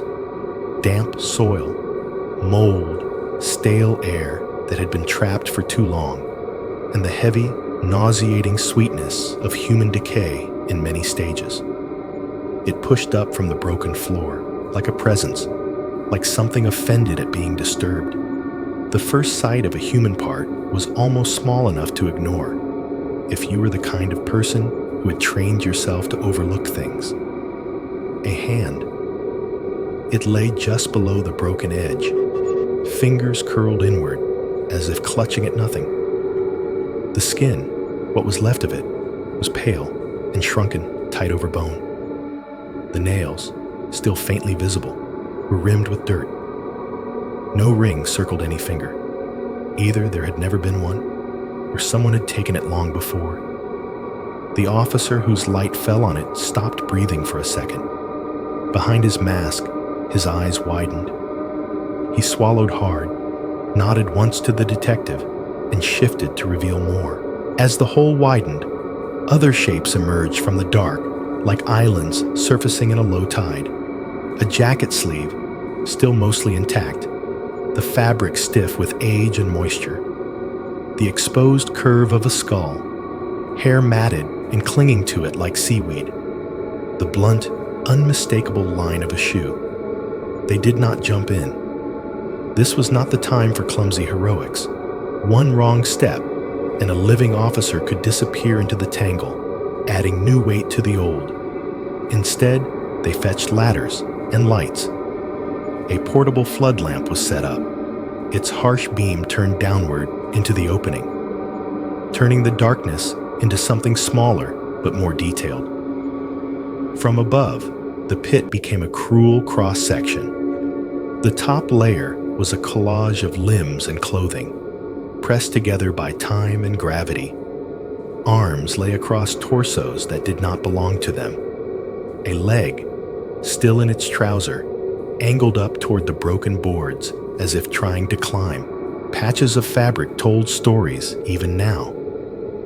A cheap floral dress, a businessman's suit in a pattern that had been fashionable a few years back, the scuffed knee of a pair of jeans. The deeper the light dug, the more obvious it became that this was not 2 or 3 bodies, hastily hidden, but many, dozens. Wristwatches glinted here and there, faces dark, hands frozen at arbitrary moments in lives that had stopped. Belts encircled hips and floated between layers. Shoes, some with laces neatly tied, some half off, lay here and there like punctuation marks. Count them, the detective said quietly, though he knew the number would not settle quickly. All of them. No guessing. It took days. They called in specialists, forensic technicians, crime scene photographers, men and women who had seen bad things before, but still faltered a little when they stepped into this house. They brought more equipment, more plastic sheeting, more body bags. The street outside watched as vans came and went, their doors opening and closing with soft thuds. Neighbors leaned on railings, whispering, their voices sharp and hushed. The old woman with the peanuts stopped shelling and simply stared at the doorway, her bowl forgotten in her lap. Inside, the work began. They lowered people carefully into the pit on ladders, each step slow and deliberate. Those who went down wore full masks, goggles, gloves up to the elbow. Their boots sank slightly into the layer of partially decomposed material at the bottom, making a thick, obscene squelch that their colleagues tried not to hear.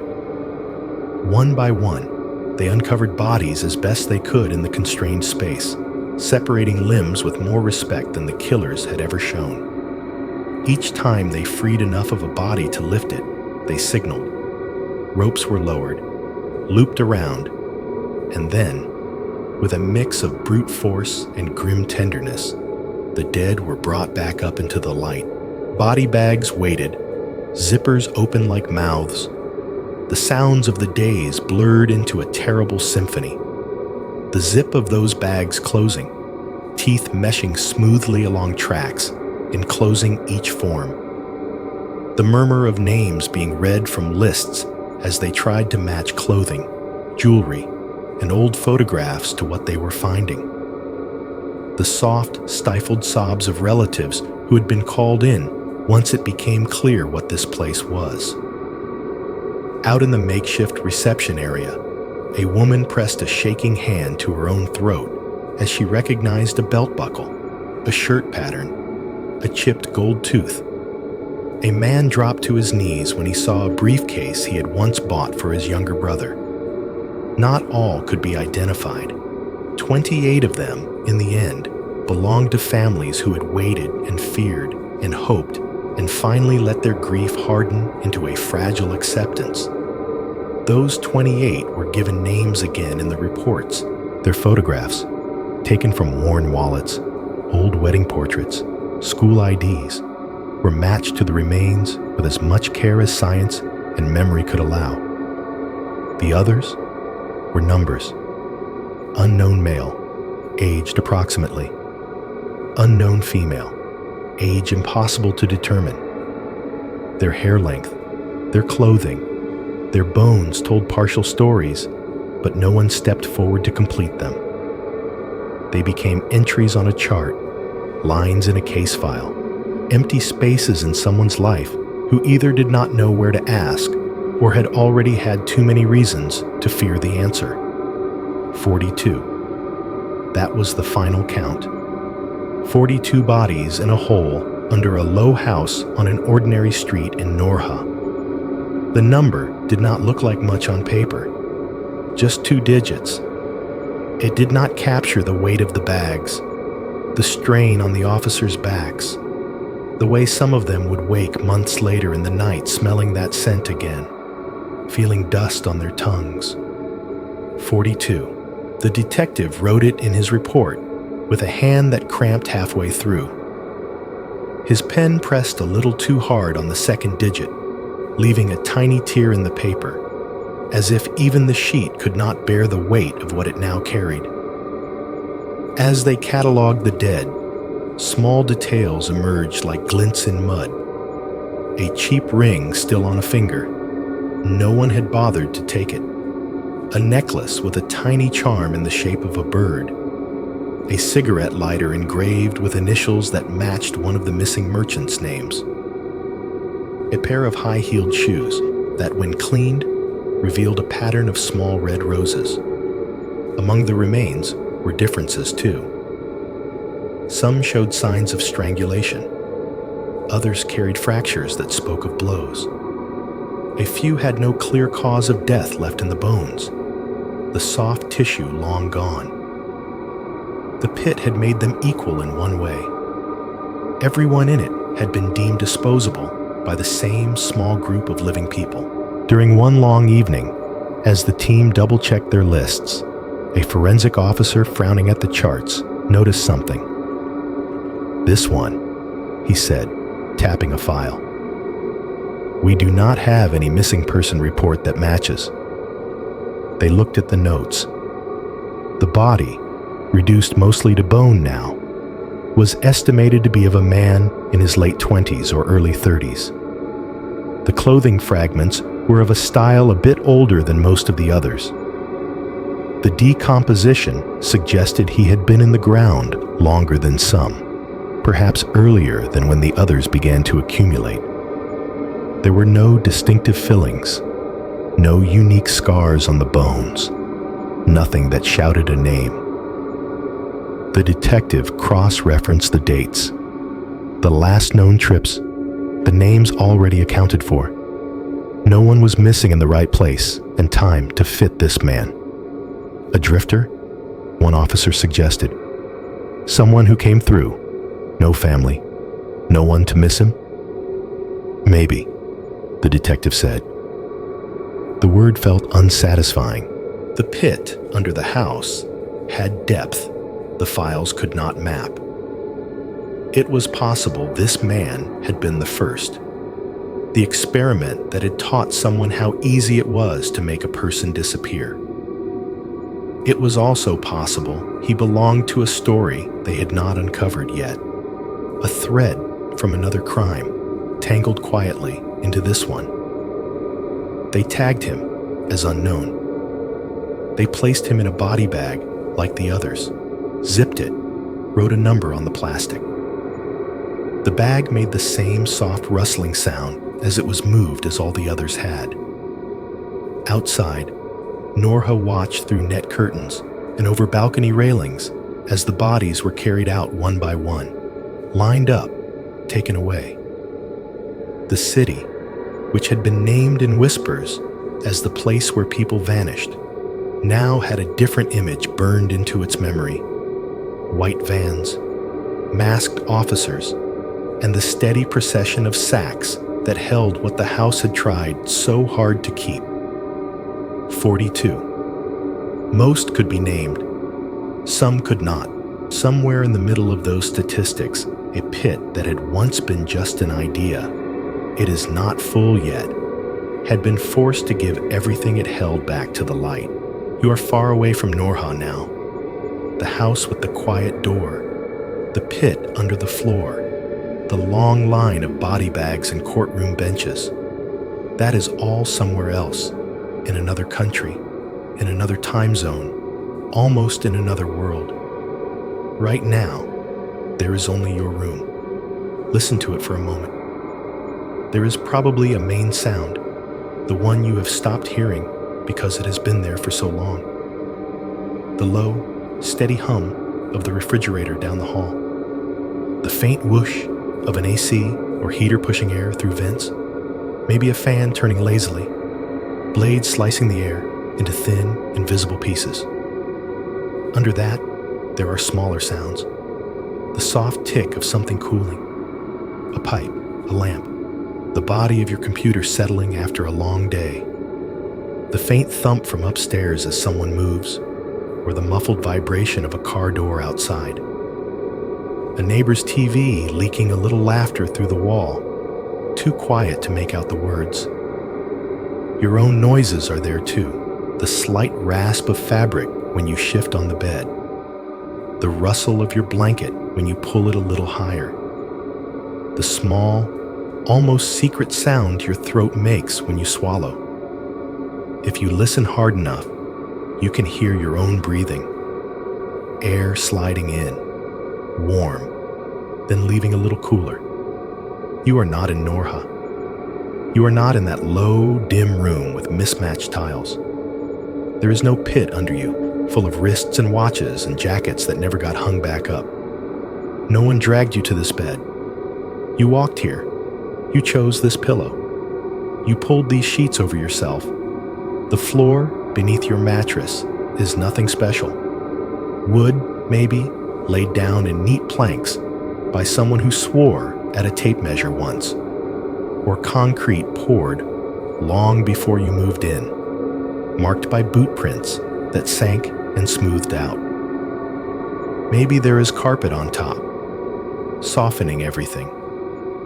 Maybe there is cold laminate that makes your feet flinch in the morning, but it is just a floor. No boards were lifted here to feed a hole. No tiles are hiding breathless secrets.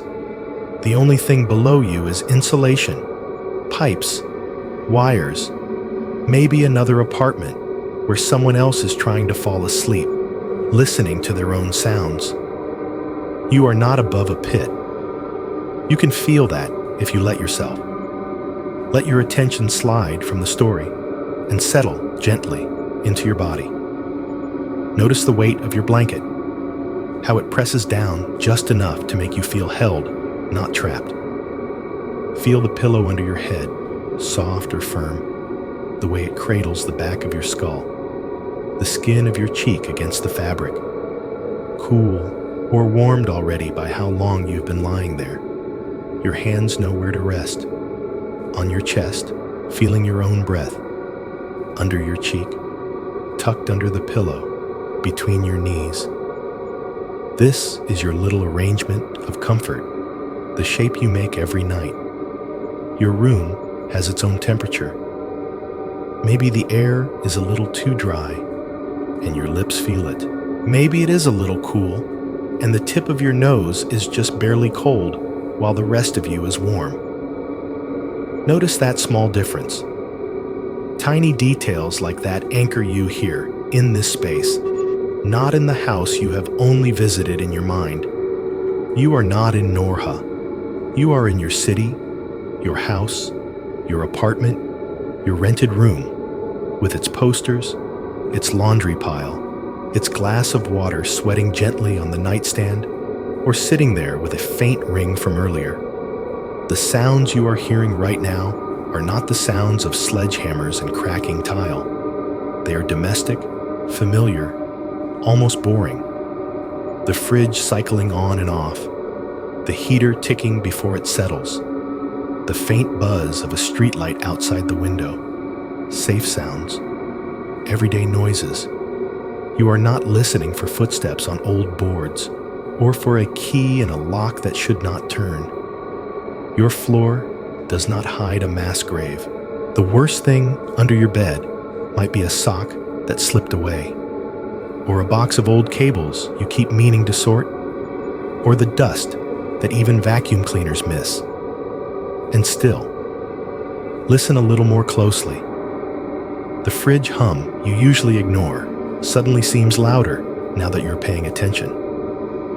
The building creaks faintly as it adjusts to the night. Wood shifting microscopic distances, metal expanding or contracting. A pipe somewhere in the walls taps lightly as water settles. Nothing has changed except your attention, but it feels different now, does it not? That is one of the things stories do. They do not move ghosts into your house. They move your attention into places it rarely goes. You are safe. Say that in your head once, quietly, like an internal caption. I am safe. But you do live above something. We all do. Not the literal pit of Norha. That belongs to its own broken corner of the map, but other kinds of pits. The house in the story had bodies under its floor. Our houses, our lives, have other things under them. Memories, piled up in layers. Some we can name, and some that just feel like a smell we cannot identify. Secrets, pressed down and walked over for years until we almost forget they are there. People we have stepped over without noticing. Those whose faces we saw once on a bus or in a line and never thought of again. Whose lives went on or ended without us ever knowing.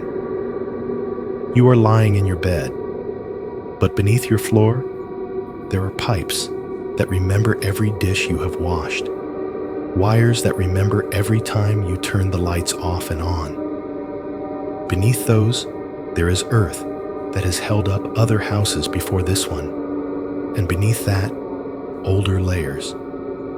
Things that were here long before you, and will still be here when your current worries have dissolved into something smaller. And under all of that, deeper down than you will ever need to be, there is the quiet weight of other people's days and nights. Different streets, different houses, different stories stacked like geology. You are not above a pit like the one in Norha, but you are above your own layers. Sometimes they knock, not with literal taps from a corpse-filled hole, but with a creak of an old regret when you are almost asleep. A half-remembered face arriving in your mind just as you are about to drift off. A sudden, inexplicable rush of fear when the room is perfectly still. You can hear the actual room now, can you not?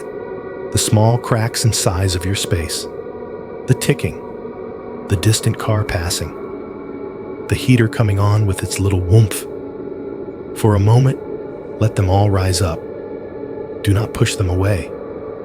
Notice each sound like a dot on a map, marking how far you are from the story you just heard, how close you are to your own life. Your life, with its own small secrets, its own scars and bright spots. Your floor, with nothing but structure and time and a little dust beneath it. Breathe in. Count how long it takes.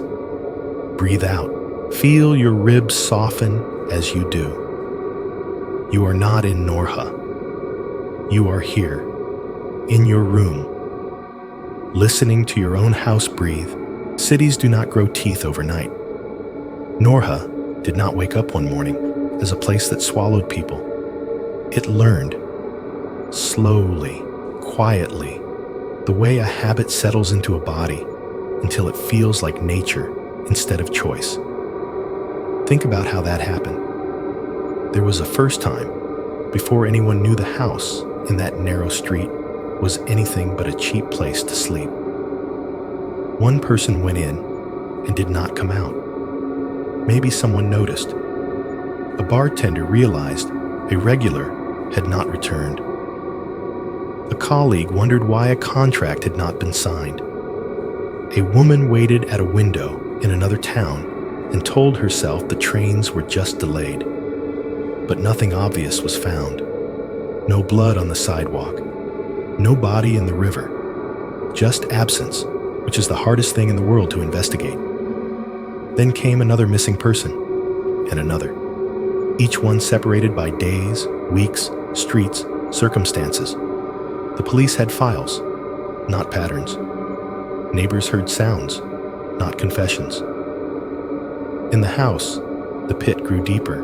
Outside, the city adjusted. That is how a city learns to swallow people. Not through some deliberate, conscious malice, but through 100 small moments when looking away is easier than looking down. A neighbor hears shouting next door and turns the volume up on the TV. A cab driver drops a passenger at a quiet house and tells himself it is not his business where those people go. A clerk reading a missing person report thinks he probably just ran away with someone and puts the file at the bottom of the stack. Silence from neighbors, indifference from small authorities, fear from those who know a little too much. All of that digs at the ground, loosening it, until a pit is not only possible, but almost inevitable. Norha only became a city that eats people because so many living ones decided the swallowing was happening somewhere else, to someone else. If you pull back a little from that one city, the picture widens. Every city has its own version of the pit under the floor, though most of them are not literal. There are neighborhoods where people disappear because no one wants to look at the poverty too closely. Alleys where addiction chews through faces while crowds step around the bodies. Jobs that grind people down until their names blur into ID numbers and their lives feel like something happening in another room. Some cities eat people with crime, some with overtime, some with loneliness so thick it might as well be concrete. And then there are rooms. The house in Norha held a physical pit, but its worst horror was not only the bodies. It was the way people lived above them, cooked above them, played cards above them, laughed above them, slept above them. Every joke they told at that table had to cross a vertical grave on its way into the air. Ha Lin's life sat directly on that line. She is not innocent. The story does not ask you to forgive her, but it also refuses to flatten her into a simple monster.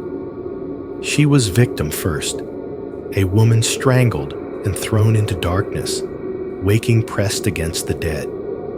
Then she was something else, an accomplice, a lure, a person whose footsteps on the station's tiles meant the difference between someone reaching their hotel and someone never going home. The horror of her life was not only that she helped fill the pit, it was that she had to keep living above it, hearing the faint knocks of her own decisions every time the house creaked at night. The very floor that kept her safe from death also trapped her in complicity. There is a particular kind of terror in being both trapped and needed by the thing you hate. Maybe, in a quieter, softer way, you know something about that. Not a murder pit, hopefully. But there might be a job you despise that pays your rent. A relationship you know is wrong that still feels safer than being alone. A part of your city you never walk through because you would have to admit how many people are sleeping in doorways. Everyone has their own versions of rooms that remember. The house in Norha remembered 42 people unable to leave. Your room remembers other things: arguments, late night scrolling, tears that dried on pillows, jokes that made you laugh louder than you meant to, nights you stared at the ceiling, wondering if you should have done something differently years ago, and realizing there was no way to go back and lift the boards on the choices you buried. Now, listen to the sounds again. Far away from you, trains scream into stations and exhale crowds across platforms. Their brakes shriek, a long metallic wail. Announcements echo off high ceilings, voices distorted by bad speakers. Suitcases clatter, heels strike tile, vendors shout. Cities roar when they are feeding. In your room, the scale is smaller. A car passes outside, tires whispering on asphalt. A neighbor's door closes with a soft, hollow thud. A pipe ticks in the wall as water cools. Your own breath brushes your throat. In and out, in and out. All of that is real and present, and yet your mind can still walk back to that house if it wants to. It can look down into the open floor and see wristwatches and belts and the pale curve of a skull. It can see Ha-Lin sitting in a harshly lit room in the south, fingers wrapped around a small plastic-wrapped pad, deciding whether to open her mouth and let the pit out. Stories do that. They run rails between places that never meet in the physical world. This does not mean you are haunted now. It means you are being offered a choice about what to do with the knowledge you carry. You have lived in your city long enough to know its quiet hungers. Maybe you have seen someone talking to themselves on a bench while everyone else walks around them. Maybe you have watched a friend slide a little deeper into something bad: drinking, despair, work that eats every hour, and told yourself you did not know what to say, so you said nothing. You are not responsible for every pit. You cannot fix every house that hides one. But it might be worth asking yourself, here in the dark, with your own floor solid beneath you, where have you looked away? Where have you seen someone starting to fall through a crack and decided it was not your business? Where have you felt yourself slipping and told no one, letting your own pit quietly deepen? This is not a sermon. It is just a question whispered through walls. Norha's horror was extreme, but the mechanisms that let it happen were painfully ordinary. Fear, shame, convenience, the belief that someone else would notice that this merchant did not come back, that that woman's favorite bar stool stayed empty, that that house on that street never seemed to change tenants. Your life will not be measured in court files and body counts. It will be measured in smaller things, in nights like this one, where you decide whether to reach out to someone tomorrow, or to answer a message you have been ignoring, or to admit you are tired and ask for help. The roaring noise of trains and courts and headlines is somewhere far away right now. In your room, there are only the small, soft sounds of a single human being continuing to exist. Listen for just a few seconds without the story. Hear the hum, the creak, the breath, Feel the mattress holding your weight without complaint. Notice how your own body remembers to keep your heart going without needing permission. Rooms remember, cities remember, floors remember. So do you. The question, gentle, unsettling, but yours, is what you will do with what you remember when the lights go out and the story's last echo fades into the sound of your own house settling for the night. Maybe later tonight, when this story has finished winding itself through your head, you will drift right up to the edge of sleep and something small will tug you back. Not a scream, not a crash, just a sound. A tiny noise does a lot of work in the dark. You might be lying just as you are now, blanket pulled up, one arm outside because it got too warm, phone screen finally dark, your room lit only by whatever pale light leaks in from the street. Your breathing is slow, that heavy, about to fall kind of slow. Thought has become softer, less sharp, more like pictures than words. And then, tap. It could be anything. The radiator shifting as the hot water inside cools. A pipe flexing in the wall. The neighbor downstairs closing a cabinet a little too firmly. A branch outside brushing the building. You almost sleep through it. Then it comes again. Tap. This time, you hear it clearly. The way an almost dreaming mind can suddenly hear something as if it is right against the skin. It is not loud. It is not aggressive. Just a small, deliberate-sounding contact. In the thin space between waking and sleep, your mind does something it will probably laugh at tomorrow. It flashes back to the house in Norha. You are not there, but for a second, you see the tile cracking. You see the ladder going down. You see the beam of the flashlight cutting into the packed dark, catching the pale curve of a hand that will never knock on anything again. You hear, not in your ears, but in your memory, the echo of the sledgehammer, the breaking of cement, the breath of the pit. Your heart jumps once in your chest. That is all fear sometimes is. One big pointless jump. And then, as if on cue, like the story has leaned over and tapped the wall, there is a third sound. Tap. 3 in a row. Just like the kids in Norha dared each other to do. Just like the rumor said, you would hear if you pressed your ear to the house's old door. For a heartbeat, you are back at that threshold, listening for a reply from beneath the floor. Your body goes a little still. Your muscles remember that you are an animal with a spine, and that spines have always kept count of knocks in the dark. Here is the part you can keep, and the part you can let go. You can keep the awareness that you are listening, that you live above something, neighbors, pipes, the earth itself, and that the world is never as silent as you pretend it is. That is fine. That is just honesty. Houses breathe. Buildings shift. Wood remembers the tree it came from. You can let go of the idea that the sound belongs to a place that is not yours. That tapping is not 42 bodies asking to be counted again.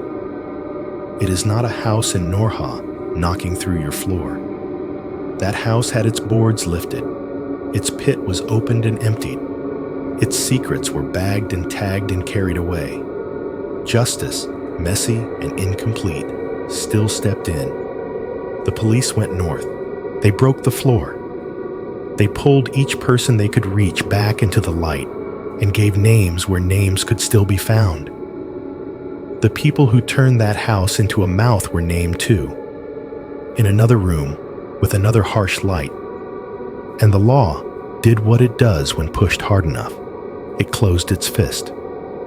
Nothing about that is clean. It does not bring anyone back. It does not undig the hole. But the pit in Norha is no longer swallowing. It is exposed, like a wound that will scar instead of continue to bleed. That matters. So if, half asleep, you hear those three small sounds, tap, tap, tap, notice what your mind wants to do. Notice the quick, irrational leap towards something you have only seen in imagination. Then listen to another voice, quieter but closer. The one that belongs to the room you are in. It says, you do not have to answer. You do not have to get up. You do not have to put your bare feet on the cold floor and go looking for a source. You do not have to be the investigator tonight, or the witness, or the rescuer. You are allowed for once to let a noise be just a noise. That sound is the world doing what it always does, settling, breathing, remembering its own weight. Buildings sigh, pipes click. Someone in the apartment below you sets a glass down on a table, and the vibration threads its way into your night like a tiny, harmless ghost. The story you have just heard is heavy. It will sink a little, the way a stone does when you drop it into water. It will land somewhere in the soft mud of your mind, among other stories, other nights, other memories. Some details will stay sharp. The house, the pad, the number 42. Others will blur. Faces, dates, the exact order of events. That is fine. Stories are not meant to stay on the surface forever. Think, for just a moment before sleep takes you, about something else the world remembers. If houses can hold the echo of terrible things, knocks that never quite stop, stains that never quite wash out, maybe they hold the imprint of kindness too. The night someone came home angry and chose to set their bag down gently instead of throwing it. The argument that almost happened but turned into a quiet apology in the kitchen instead. The time you closed a door softly because someone was sleeping on the other side. The way you once stepped around a stranger crying on a train platform, and for reasons you still do not fully understand, turned back and asked if they needed help. Those moments sink into floors and walls as surely as footsteps do. They do not erase the bad history. They do not magically purify a place, but they live there, set against the darker weight, like small, persistent lights. Norha learned to eat people because silence and fear dug its pit. It also learned, eventually, to spit them back out because one person, sitting under a harsh light with cramps twisting her belly, decided to open her mouth and let the story spill. That does not make her good. It does not make her clean. But it proves that even in the ugliest rooms, some choices still matter. You, in your room, will likely never face anything as dramatic as a floor full of the dead. Your horrors and hungers are quieter, but the choices are still there, lined up like tiles. To look or to look away, to knock or to let things rest, to slam the door or close it gently. Now let the story do what stories are meant to do when they are finished. Sink. Feel your body again, the shape of your legs under the blanket, the curve of your spine against the mattress, the weight of your head in the familiar hollow of your pillow. Listen one more time to the sounds in your room, not hunting for anything, just noticing. The hum, the tick, the faraway car. Maybe, if the timing is strange enough, you really will hear something small from below. The pipes, the neighbor's closet, the building easing itself into the night. It is all right. Tonight, your floor is only holding you. It is not hiding anyone. Underneath you, there is structure and air and earth, not a story trying to claw its way up. The only thing sinking below you is the weight of this tale, settling into the dark at the edges of your thoughts, leaving just enough behind to remind you of this. Some places stay hungry forever, but you are not in one of them. You are here, breathing, in a room that is allowed to be nothing more than a room.